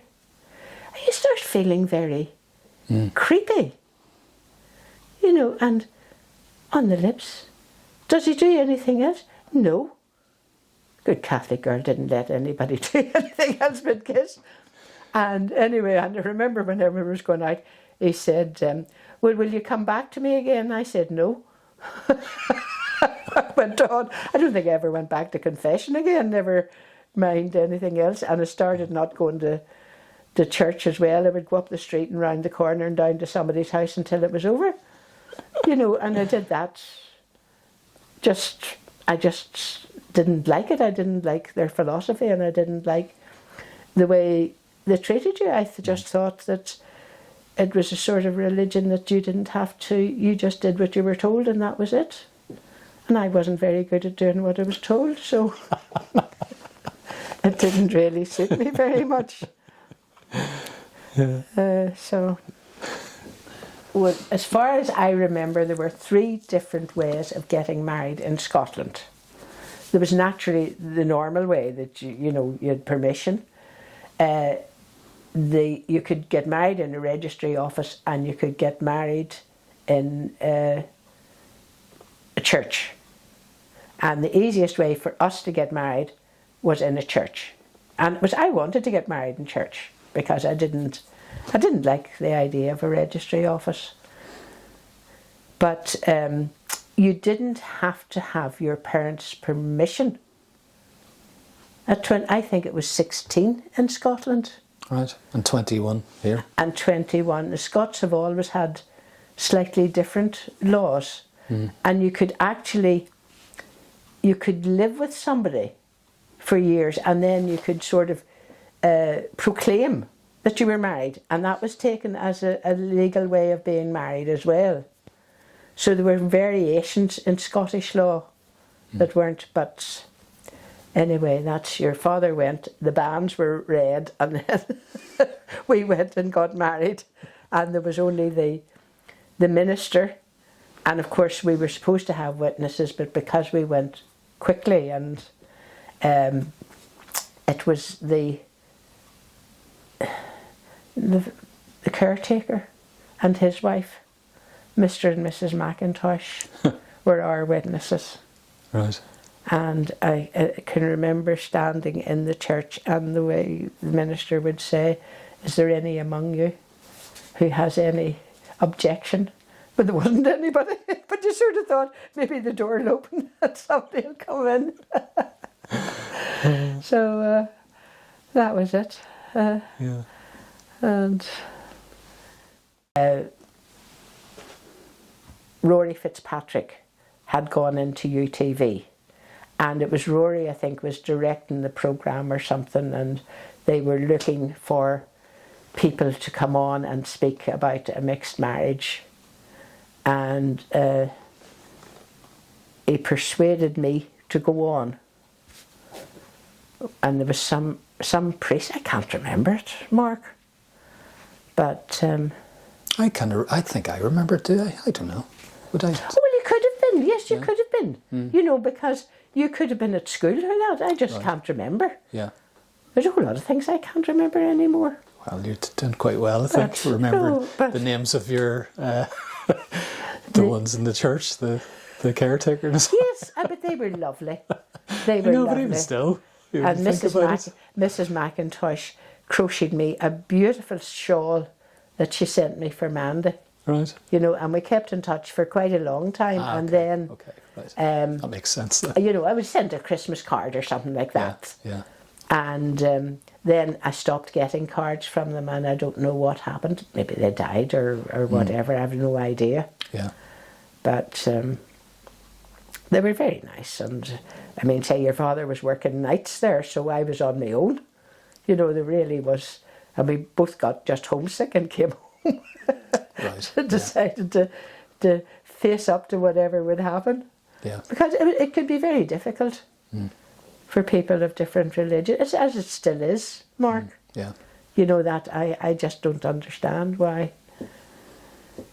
it's so important I know. to people. There's nothing Christian about it. No. But anyway, I went on the TV, and I sort of never thought, and it was only a couple of times that people said, "Oh, you were on the TV," and I thought, God, there's more people. You're lulled in a sense of false security because you only think you're talking to one person, and you forget that there's thousands sitting watching this.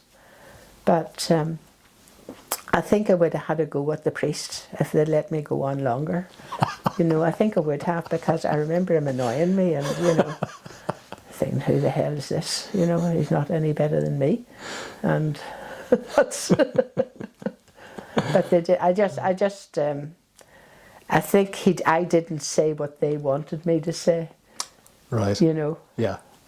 And because we didn't find it difficult. And Is that what they wanted you to say? Oh, that you find yes, it difficult yes. and this, Because I was quite convinced. I wasn't going back to any Catholic church anyway. But I remember a friend of your father's came out here one night, and your dad went, I don't know, to the bathroom or something, and he sneaky wee bugger, and he said, I believe you and Ken are a mixed marriage. And in all innocence, I said, no, we're both white. That was the way I thought, Mark. Yeah. You know, I thought a mixed marriage was black and white. So your father took great delight in telling that story.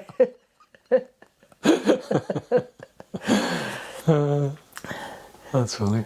But people would you know, say that to make you feel, or to get at you, or to do something. And I mean, say Maria for years and years thought that if I was knocked down and killed, I would go straight to hell. Because I was a Protestant. And I was received into the Church of Ireland. Right. On when Mandy, the day Mandy was christened, I was received into the Church of Ireland. So I remember in work somebody said, I know who you are. And I said, do you? Yes, you're married to so-and-so and you were a Catholic. You're a Catholic. And I turned around and I said, no, I'm not a Catholic, and I have not been a Catholic from 1959. I was entered into the Church of Ireland as a member. Oh, I didn't know that. I said, well, why would you? It's none of your business. But this is what people here seem to be.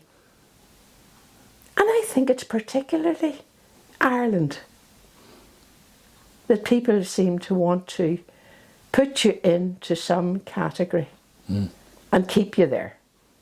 You're not allowed to deviate. But anyway, to each their own.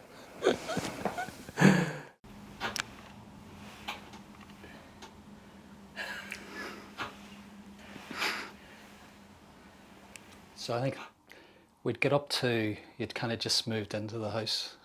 Did it? And did you move in after I was born, or No, when Mandy was? No, I was expecting you whenever Right. we moved in. I think we got the house about, it was by the end of September, October, and you were born in November. Right. So your granny, I stayed down in Kernan in Portadown, and your granny came down and decorated the house, papered the hall, because your father we'd got word that we'd got the house. I think they rang your father to see if he wanted it. They'd sent a letter to Malone Road, where we had lived with Jack and Aileen, and I don't know, they never told us. And the housing executive, or housing trust then, rang your father to see if he was taking the house. Right. And we didn't even know, so it was the next day sort of thing, so he came up and looked at it and said he would take it, so I hadn't even seen it. So we came down to see it, and What did you think of it? a sort of, the state that it was in, it was quite, they left it quite dirty and that, you know. Oh, there was someone in it before? Yes, Oh, yes. right. People called Davy Right. had been in it, and she had, well, I don't know whether it's her or him, but the bathroom was done in roses about that size, you know, massive. You know, the bathroom's no size. Yeah. This big bright red roses. Now, it wasn't that, but it was just the kitchen as well. They had painted the tiles in the cloakroom, and then they had painted the tiles in the kitchen, and then they had put lino and different things on top of it. So I don't know how long it took getting that all off. Yeah. And there was this awful wallpaper in the living room, and your granny picked a wallpaper. It was much the same, and I hated it, but had to put up with it for years. But we had, I can't remember, I liked the one that she did in the hall. And the hall, I mean to say, it's hard to do with paper. You know, that big drop Yeah. is massive. Granny But did that, did your she? granny did all the decorating and all the cleaning. Right. So she did. She was marvellous, absolutely wonderful, so she was. And your grandfather, yes, took me up to, Patterson's, Smith Patterson's. Mm. I don't think it was Smith Patterson's then, it was something else, Patterson's. There was Patterson's and Smith Patterson's? Yes. Yeah. But the Patterson's was the big one just on the corner. That's right, yeah. And it took me, knew somebody up there, and we got the yellow curtains for here, and we got lino for the living room and our bedroom, and I think curtains somewhere else. And he paid for them, and then we paid him back. That was Yeah. the way we did. And we had just bare boards.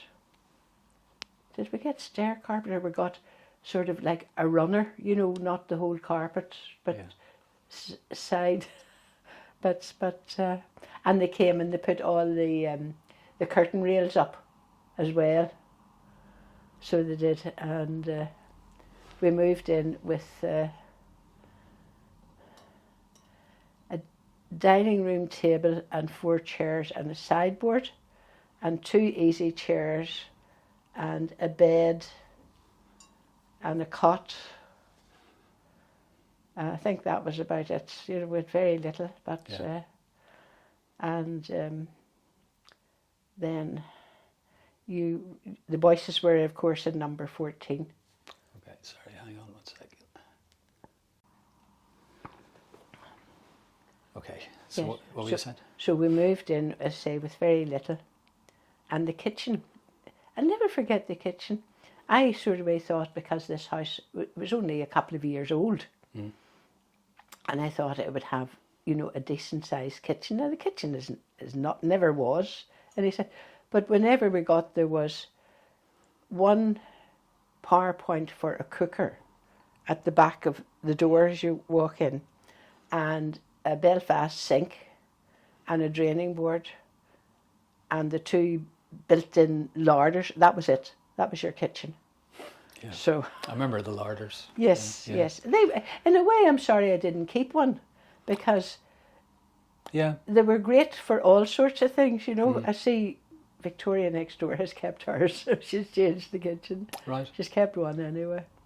But we moved in, and the voices, as I say, were down in number 14 and made us feel very welcome. And did you know them before that? Yes, or, yeah. yes. I knew them from, I was, 18. I met them at the Midgeleys. Your dad and I went up to, the Midgeleys used to have a sort of a party every Saturday night where all different journalists and different people went up, and it was all up off the Cliftonville Road.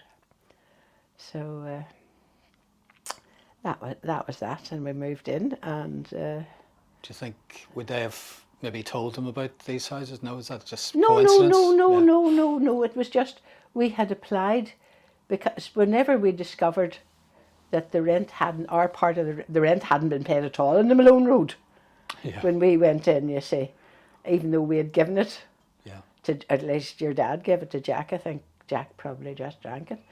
But we applied. I think your grandfather said to your dad to apply to the housing trust, and they did. They came out and interviewed us. So they did, and told us. I think your father had just got a job that was £1,000 a year, and they said that that £1,000 a year was too much. That we would hardly get a house. Yeah.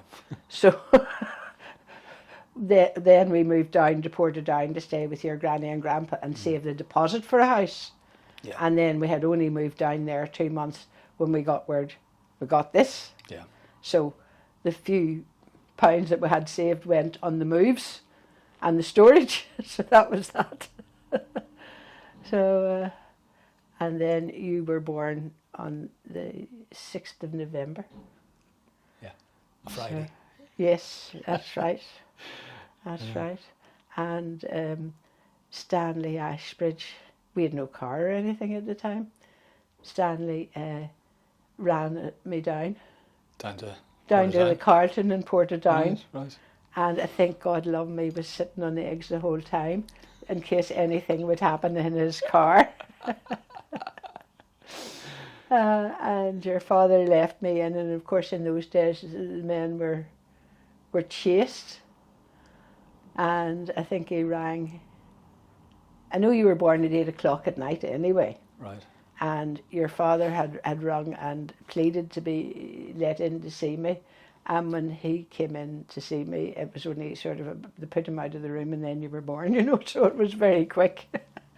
But and then to let him back in again after that? I think for a minute or two. Yeah. I can't really remember that. But how long did you stay in? We stayed in 2 weeks.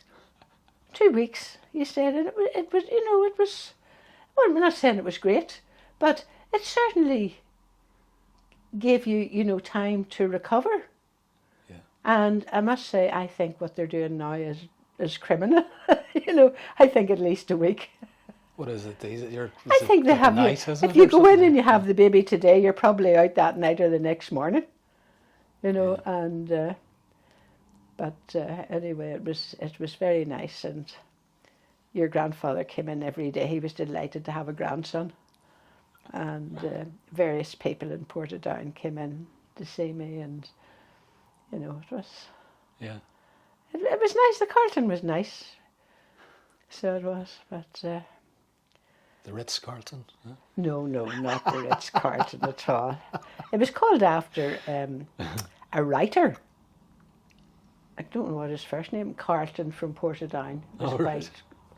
In this big house that had been turned into a maternity. You went, instead of a hospital, but it was the Carlton maternity. Maybe it was the maternity hospital. But most of the people in Portadown went in there to have their babies because there wasn't Craigavon Hospital or anything. There was only the Lurgan Hospital. Yeah. And you could have a semi-private you could go in. So you used to get a grant, I think it was £12, and the £12 paid for you going semi-private.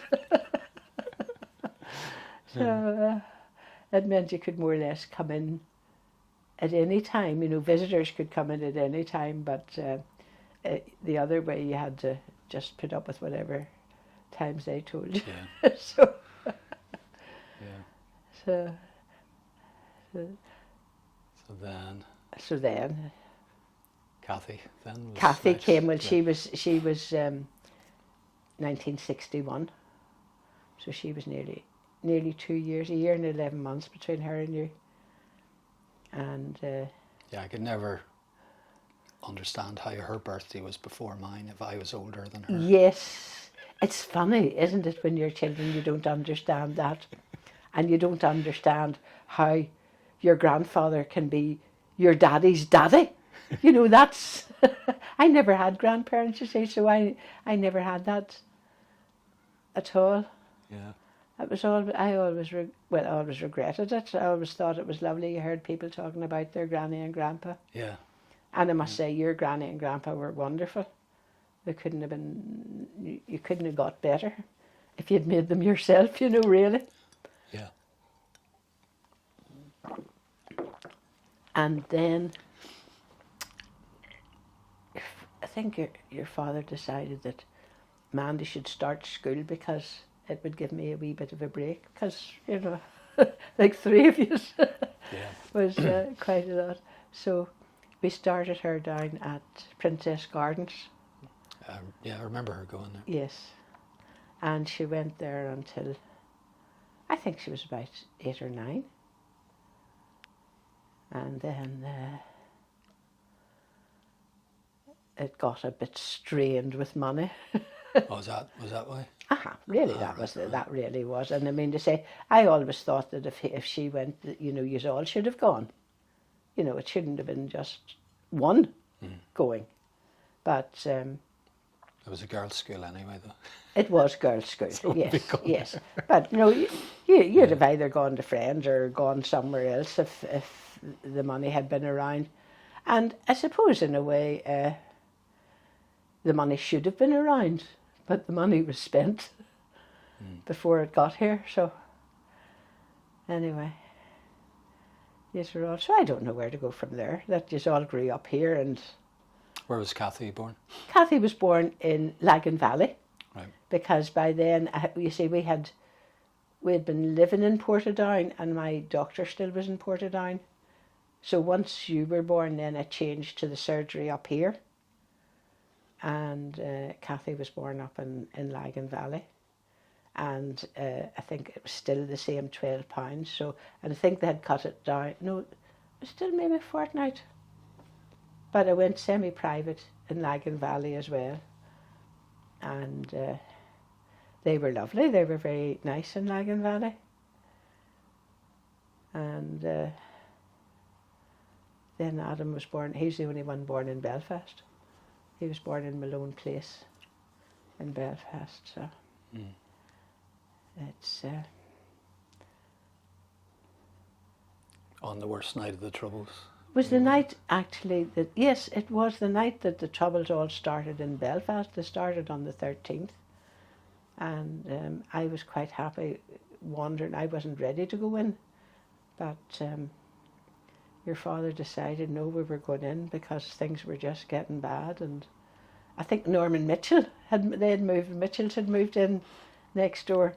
And Norman ran us down. And I think that night, now this is Adam talking about Malone Place, I think there was 9 babies born that night. Right. And not a doctor, because they couldn't get through because of, and I forget how many people had been killed that night as well. And when I always remember looking out from Malone Places down at the junction of near Sandy Row and the Lisburn Road. It's down in there, and looking out, and this row of B specials right across Bradbury Place. You know, it was really, it was, people were terrified. And a couple of the mothers who had babies the same night, they just went home because they were worried about everything, you know. But, yeah. So then I don't know where we go from here. Well, have you any stories of us, or whatever, anything Stories. might be funny, you know, when we were young, or Well, anything like that? well, I think of it, I must have been an awful bad mother. I really do, because I suppose, but I used to let you out walk. You know, you went out round and on your own. Like, and we told you don't be going far and, you know, come back and things like that. But I remember you going out and you had got a new pair of sandals, and you went out and you came back, and you came back with your shorts in your hand and bare bummed and no shoes. And I was, what did you had to go to the toilet, so you took your pants off and you went in the street somewhere and you left your shoes. So I had to go and find yours. I was more worried about the shoes. How old was I? I think you were only about 2.5 or 3. You know what I mean? And Mandy was always very capable, you know, and I suppose in a way, from your eldest, you always expect more from them than you do from your second or your third or anything else, you know. But she was, and I used to love just you all playing out the front when they cut the grass, and they would Mandy and Rosie Bamford and that would make houses, you know, out of the, just straight out there, they'd make all these rooms out of grass and playing horses. And you'd all brought your different friends in round and that, and you putting the squib in the letterbox, I'll never forget that. I was pregnant with Adam. And it was coming up to, now, wait a minute. He was born in August.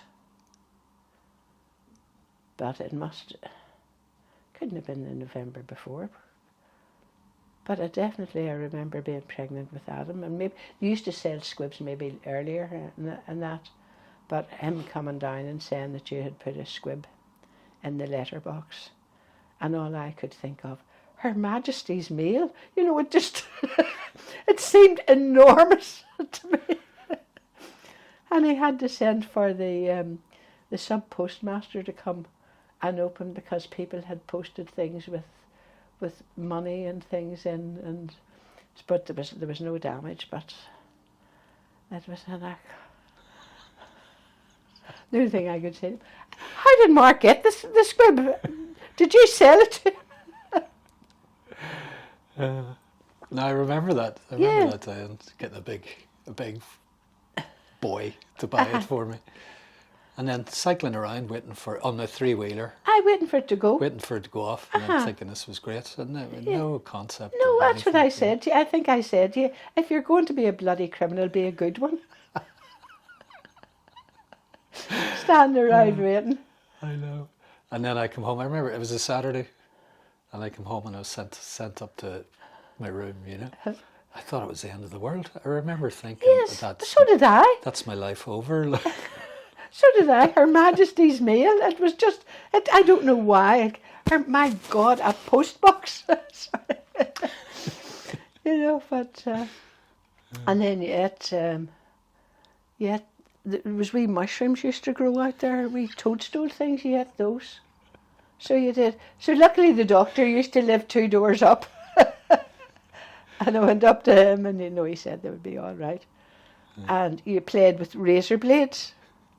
So you had all these wee cuts on your fingers. And I think one morning you and Mandy got up early. We didn't get up. And I don't know what it was that you opened in the bath. Not just you and Mandy. You opened, I think, talcum powder and something else. And then you tried to clean it up. And dear God, the mess. Absolutely awful mess. And I think you trailed it all down the stairs and that. And I remember going to Elizabeth was next door, Elizabeth Ashbridge was next door. I said, come on, do you see what these ones have done? Yeah. And Adam was the worst whenever he was. I used to bath you just with the baby bath in front of the fire in the other room. And when you'd bath the baby and get it all ready, I would put you on the floor and then lift the bath and go and empty it. And Adam used to crawl in here and put his head up the chimney. I don't know how many times. And you know the way you sort of think, now I must remember to close that door that he couldn't get. And he kept bloody forget ventilate. God save us. But on the whole, I mean to say, you weren't awful. Well, do you remember you burning the carpet? Oh yeah. Yeah, won't forget that one. Yes. Remember the pain in my hands. I know. And buying Adam a chemical set. I forget what age he was. You bought him some chemical set for Christmas.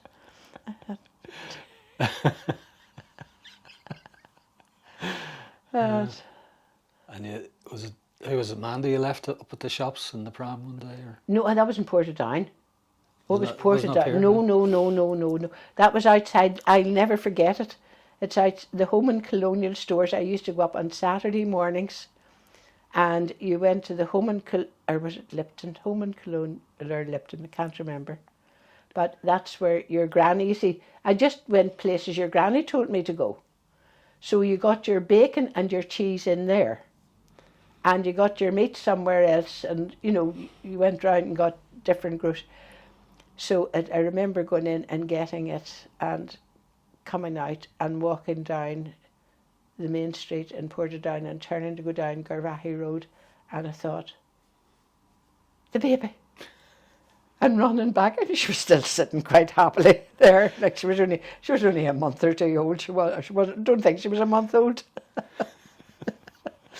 But that was it. Yes.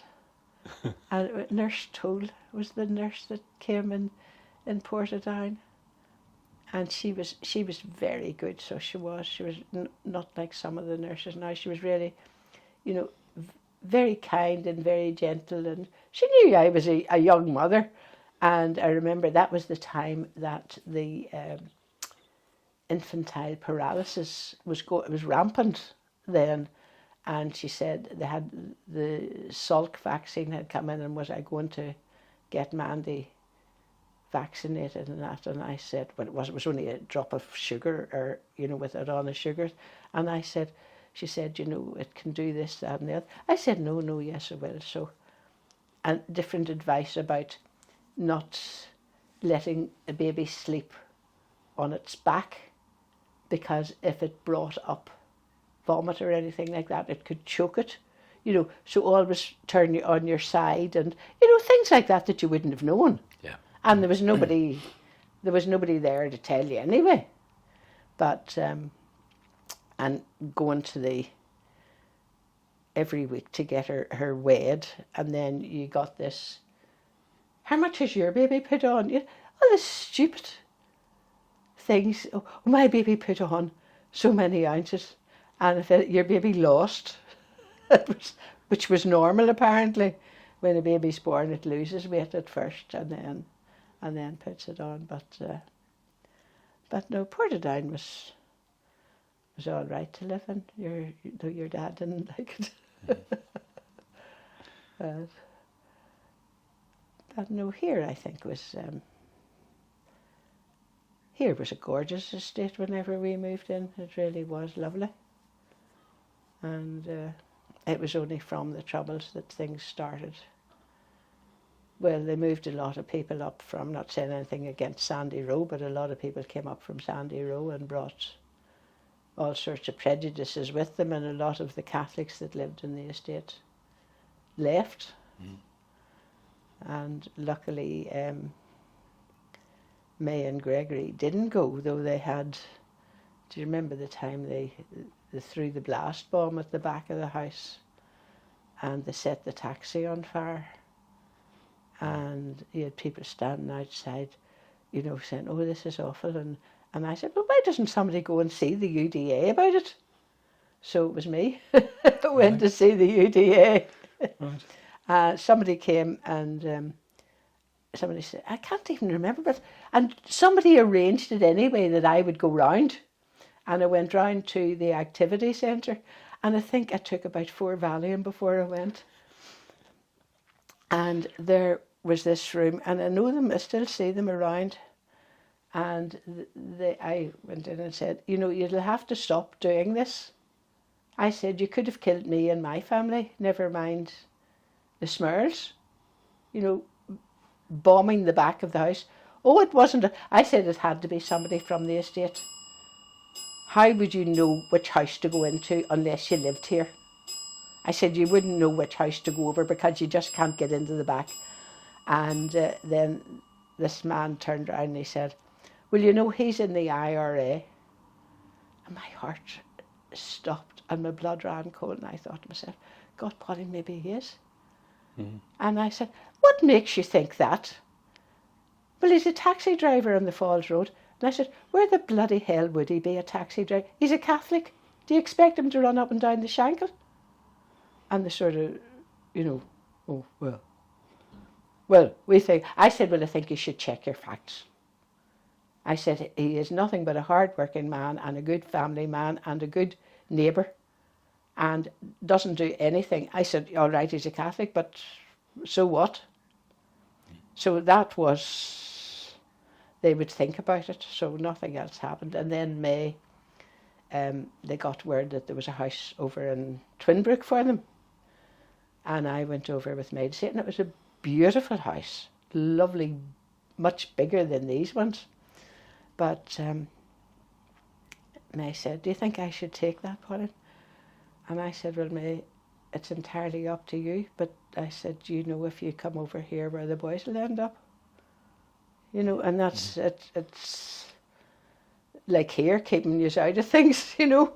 So they didn't move, which I'm delighted about, because they were great neighbours, you know, and I miss them all desperately.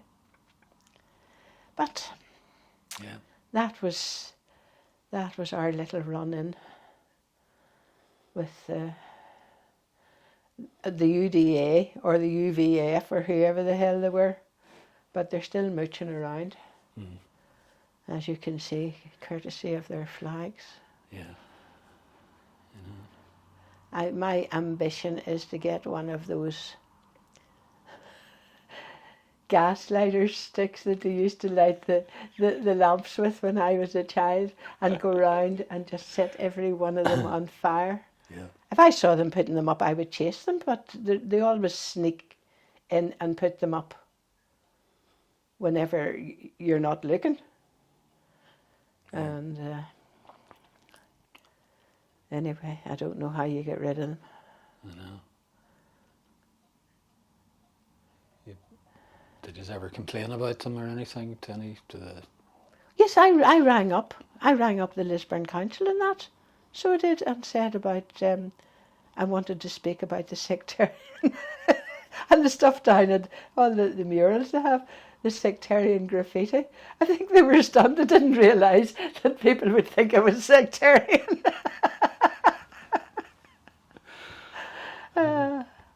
But of course, nothing is ever done, and any time they ask you for your opinion on how the council is run, and that is one of the things I always put down, is to get rid of flags, only allow them to be flown on people's houses if they want, and only for a certain time. You know, I think everybody's entitled to show whatever they want. If they're so insecure that they have to say, look, I'm a Protestant, look, I'm a Catholic, let them do it. But it's I think it has brought the flag into disrepute, you know. It really has. It's made it awful. Yeah. But you'll not do much. And it was great. It was great that they hadn't painted the curbs, and then one year, I don't know which year it was, they painted them all as well. But so. Anyway, other than that, where I am, I think if I had lived any further in the estate, I would have been away before now. Yeah. But where I am is grand. So. Yeah. And so far, all the neighbours have been all reasonable, and nobody bothers you. Yeah. You know, but so where do you want to go from here? Like, right. Good. So, well, when did it start? Yes, one of the jobs that I had, Kevin Flanagan used to have sort of promotional jobs, and I had one with Crown filter cigarettes, and you used to stand, you know, and when people were coming in, would you like to try one, and would you, you know, so it was I did that in different places. I think it was in the Crescent, which was the shop down at Bradbury Place, and down in the Co, for I can't remember how many weeks, maybe it was 6 weeks or something, but that was it. And then he needed somebody in the office, which was Mark Royal House, and I did that for a couple of weeks, and addressing envelopes for something and, you know, putting them in and getting them all ready. And those were all for, it was Rothmans and Carreras, really, because Kevin worked for them. And then when I decided to go back to work, I thought to myself, well, I'm trained for nothing. You know, really wasn't. I had done a couple of months sort of as a student nurse. And I thought, now what could I get that would, you know, I'm not going to go out and clean. I could do that, but I'm not going to. And then I thought they had nursing auxiliaries. So I got a job as a nursing auxiliary in a place called Thompson House up in Lisburn. And it was night duty, because that meant that I was here in the house when you were, you know, were coming and going. And it was hard work. It was for MS patients. It's up off the, is it the Macrolave Road? Or it's up, I used to get the bus up to Lisburn and walk through Wallace Park, and it was there. And I think I did 4 nights a week. And your father bowed non-stop about it until eventually gave it up. And then I decided that, well, I stuck the house. Well, there was no money, Mark, and I just thought, well, I need money. And there was one day the manager out of the Co came up and he said the cheque had bounced. Your father used to give me a cheque, I think it was £200 for a month. That was my housekeeping. And the cheque had bounced. And it's awful, you know, somebody coming to your door and saying that the cheque had bounced. And of course, your father told him to put it in again, and I don't know where, but it was all right. But I swore to myself that was the last straw. I was going to go and I was get a job, and we would all have the money for groceries. That was my main thing, that we'd have money to eat.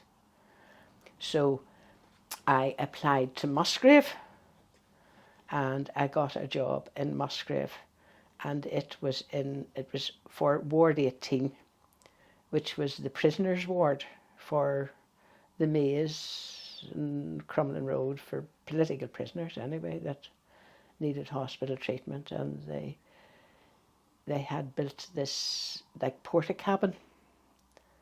So it was staffed by nurses, nursing auxiliaries, me, and the police and the army. It was, you know, the red caps as they call them, that's who staffed it. So there was always 2 or 3 policemen on and 2 or 3 army on.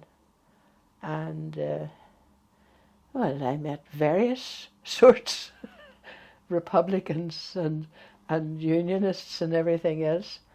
And Gusty Spence was, he was, it was funny watching him because they had different wards. It's a porta-cabin.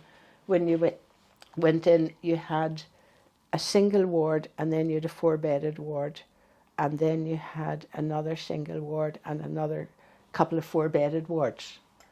And because I worked night duty, I wasn't around during the day of that, but there was some of them, one morning they were all standing at the end of their bed, like saluting them and, you know, things like this. And he knew who I was. You only ever said your first name, you know, but he knew who I was, and he knew who my husband was and everything else. And that always, it alarmed you a wee bit, you know.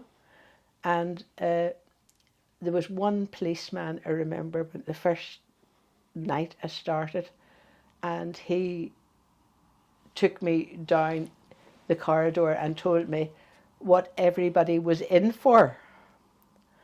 And I remember there was one fella who was in, and he had raped and murdered an old woman. And they had, it was in the Maze, they had beat him up, and they had used a fire extinguisher on his leg to break the legs. And I remember coming home and thinking, how in the name of God am I going to work with people knowing what they did? And it was only sort of thinking, well, think of what they're in for. I think it was your father said that. I said, how am I going to work with people like that, knowing what they did and hating them for it, And he said, well, just think of what are they in for? He was in because his leg was wrecked and somebody else was in for some operation, and so that's what you think. You don't think of what they did.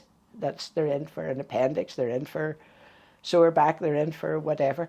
And that was how I managed to work there for 4 years. And there was quite a few. There was 2 people that came in. One, I think he was UVF, and one an IRA man, and they scared the wits out of me. Just didn't let them see it or anything like that, but just wee things they said, and you just knew that if they had the chance to get out there, like, they would kill you. You wouldn't stand in their way. They would just.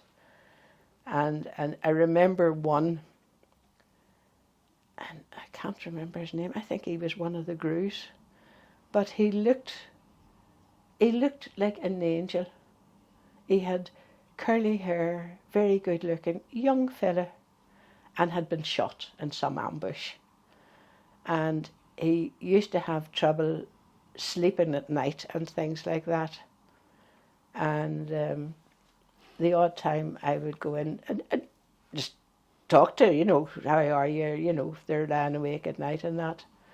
And I remember talking to him one night and said to him, I said about, why I've killed people? I said, yes, I do. I said, how do you justify it in your conscience? I said, like, you're a Catholic, how can you justify that? Oh, he said, that's nothing to do with the church. And that was the first time it clicked with me that, people will always say it'll be on somebody's conscience. It's not. They put it into wee compartments, and that's how you deal with it. But I think he was later shot dead in an ambush. But and the fellow who the Protestant one who scared the wits out of me never said anything. And I had given him the odd cigarette because he knew I smoked, and he maybe would have given me a cigarette, and I wouldn't see anybody stuck for a cigarette in those days. And whenever he went back to the maze, he left me a bar of chocolate. And when I came on that night, I said, what did you do that you got a bar of chocolate? He didn't leave anybody else anything. And there were ones that made wee planes for Adam. And I have a key purse, one of those purses that you hang your keys on. Mm. And a purse that different ones made me, and they say, I'll make you a purse and that. I said, no, it's all right, I don't really want anything. But then you got this, and I said, I don't want anything on it. Because you had all different slogans on it. So then when I was there, I met Francis McLeanan, and I met different people, there. And then I decided I was fed up working at nights, and I decided I was going to either take up the nursing and do it, become a registered nurse, or I would try social services. They had social work assistants, and I applied there and got a job then in social work, and loved it. And the difference between, of course, the hierarchy in nursing and the hierarchy in social services was like day and night. Everybody just called each other their first name, no matter who they were, and it was all. It wasn't the way if the sister was coming, you jumped, sort of thing. There was none of that. It was all quite relaxed, and in a different attitude. So I worked then in Clifton Park Avenue, and that was mainly visiting elderly people and assessing them for home help and arranging them to go to day centres and whatever we had available. And those days, now looking back, you know, I could say, well, you need a home help for maybe an hour and a half, 3 times a week. They're lucky if they get 15 minutes now. And I thought, really loved the job, and I loved the people. And then I went from Clifton Park Avenue over to Ivy, and I was a social work assistant then with homeless families in Ashmore Street. And there's something else I did, but I stopped working with the elderly. But it was Ashmore Street and playgroups. That was how I got into the playgroups. And then, of course, in Ashmore Street, there was the notorious Murphy family, who were the staff who seemed to run it. So there was Joyce Murphy, who was the mother of the Shankill butcher, Lenny Murphy. Right. And she had a niece, Marie, who she got in, and a cousin. So it was a hostel for homeless families, but it was, at the time, because it was sat between the Shankill and the Falls, it was mainly Protestants that used it. And, well, anyway, I was supposed to be there to do small work, but the assistant principal just let me do it. She did nothing. Once I came, she just... So the amount of authority I had was way, way, way beyond the grade. And one of the other girls who worked in it, Nessie, she was a nice, kind woman.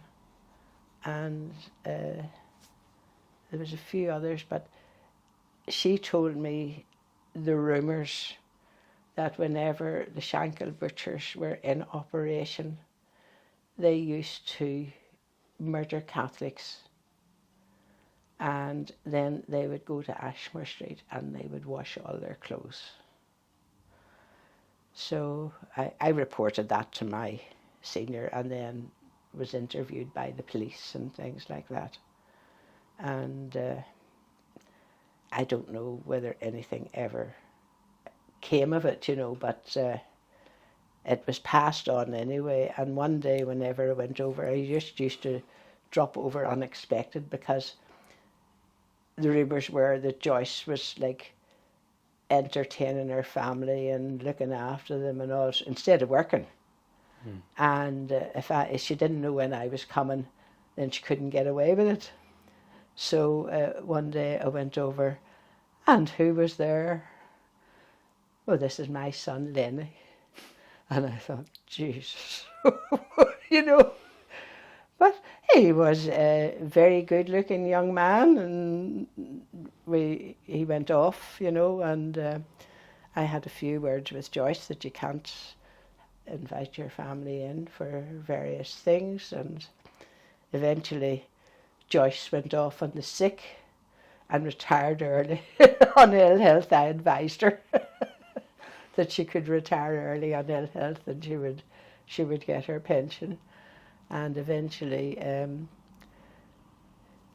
the Murphys disappeared from Ashmore Street, and it's all been taken over now. I don't even know if it's still there or not. But any time I went on holidays, something happened. There was one time, whenever you went in, there was downstairs and upstairs. And downstairs, I think it had been built as a sort of mental health hostel at one time. So the downstairs was like a little sort of 1-bedroom flat thing with a little kitchen.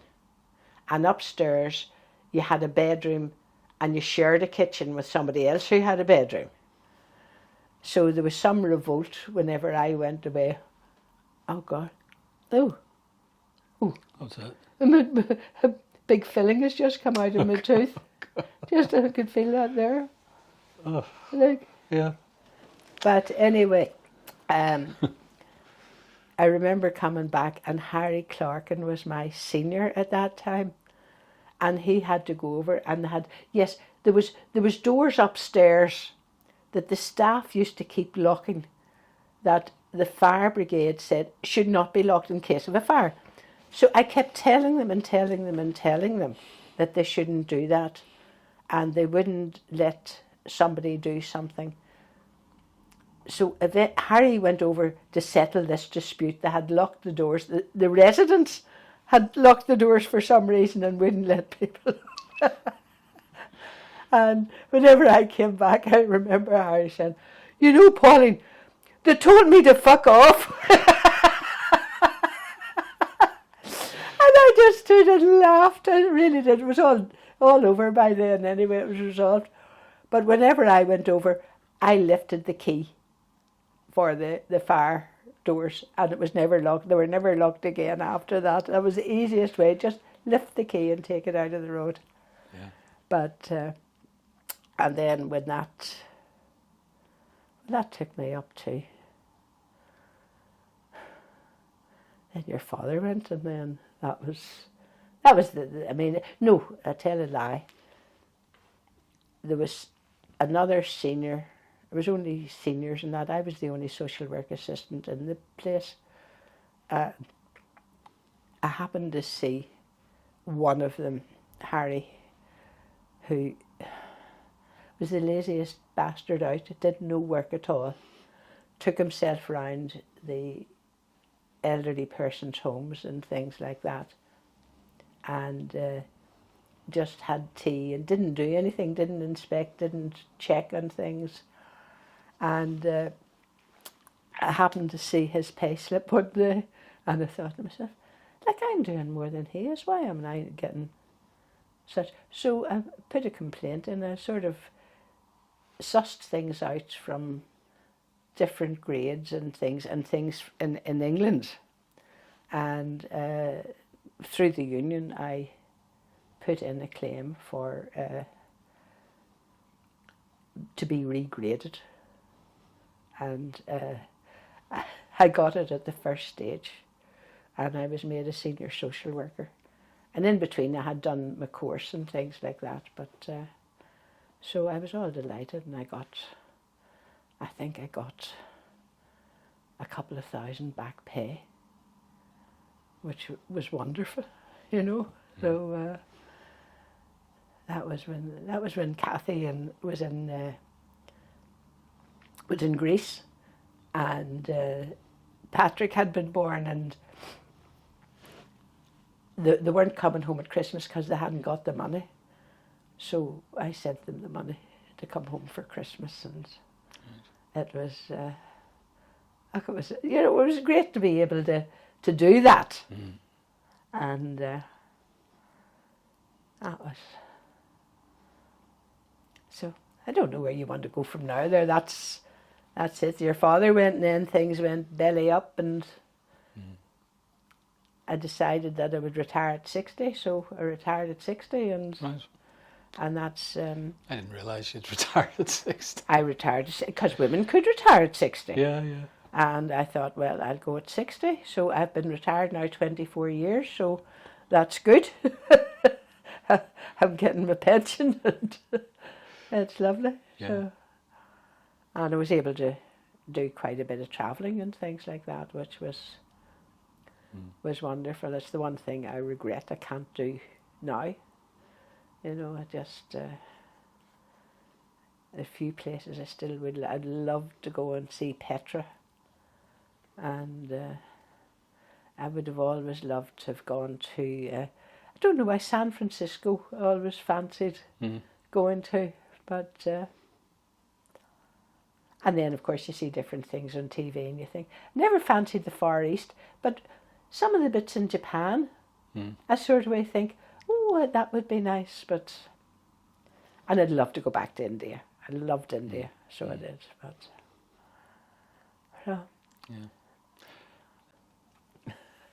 No, that story when your father and I, you know, the way we used to go off in the summer, and we would have taken the car and the tent, and we would have usually ended up driving down to Spain, and it was down on the north coast of Spain, and well, usually if you're staying somewhere for a week or so, when you find a wee bar you like and you go back to it each night or something there, and there was this woman, and an English woman, and I think she had moved out to live there or something, and she was talking away, and she said, you know, I lost my husband. I said, that was very careless of you. And she said, he died.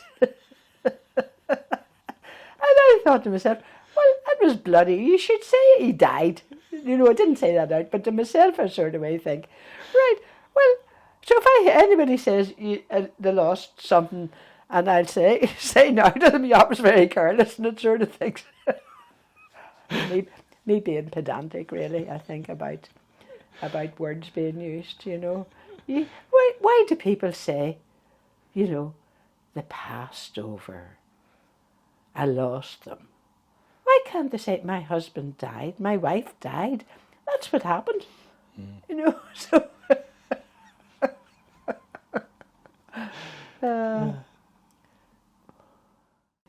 things, but I can't really think of many things now that you forget things, you know. You really do forget things. It's very hard to remember. And it's funny sometimes the things that come into my head. Somebody says something, and something just comes into your head that you know, and you think, how did I know that? But Virginia, County Cavan. So, and to the best of my knowledge, they were driven off their farm at the time of the Civil War, and came up here to live. And I don't know how your granny met him or what, but you should get your Aunt Nola to tell you what she knows. Yeah, I will. Yeah. So, because she did do some things, I think. Yeah, I think she did. Yeah. That's like a mountain. Oh God, it's not sore. Well, at least you didn't bite into it when you're eating. No, it just fell out. Where is it? The back? There. I used to keep them and bring them down. And don't know whether it's tooth or whether it's could be a bit of tooth. It's funny it just fell out. Like you weren't chewing anything. I wasn't chewing anything. Yeah. Of course, I've been chewing more on that side than that side, because that side was, there's one tooth there that had been bothering me, and she had she had filled it, and she said, now that's the best. If any more trouble, it'll have to come out. I've never had a tooth out. Right. And I'm terrified of having a tooth out. That's fine. It's not too bad. I just You don't feel anything, but you don't. You do feel them. You feel them pulling, and you feel them. feel the pressure, but there's no pain. But it's the gap afterwards. You know, it takes a while to get used to that. I've had two out. So, and I have a what do you call it? An implant in one. Right. But I still have the gap in the other one. But okay. It's just not the very back one, but the one in front of that. Yes. So it's not too. It's grand. I think I'll probably just leave it. Well, that's the one in front of my back tooth that has fallen out there. Right. So I'll ring them and see if I can get. Yeah. I doubt if I'll get an appointment for a week or so. But it's just if it's sharp, it kind of just. Well, you keep sticking your tongue into it. Yeah. And because I'm scared of chomping too much on this side, I've been using that side more. That's probably why then. And so what am I going to use my front one? I'd be fine eating on it, I'll be fine. Oh, you'll be fine.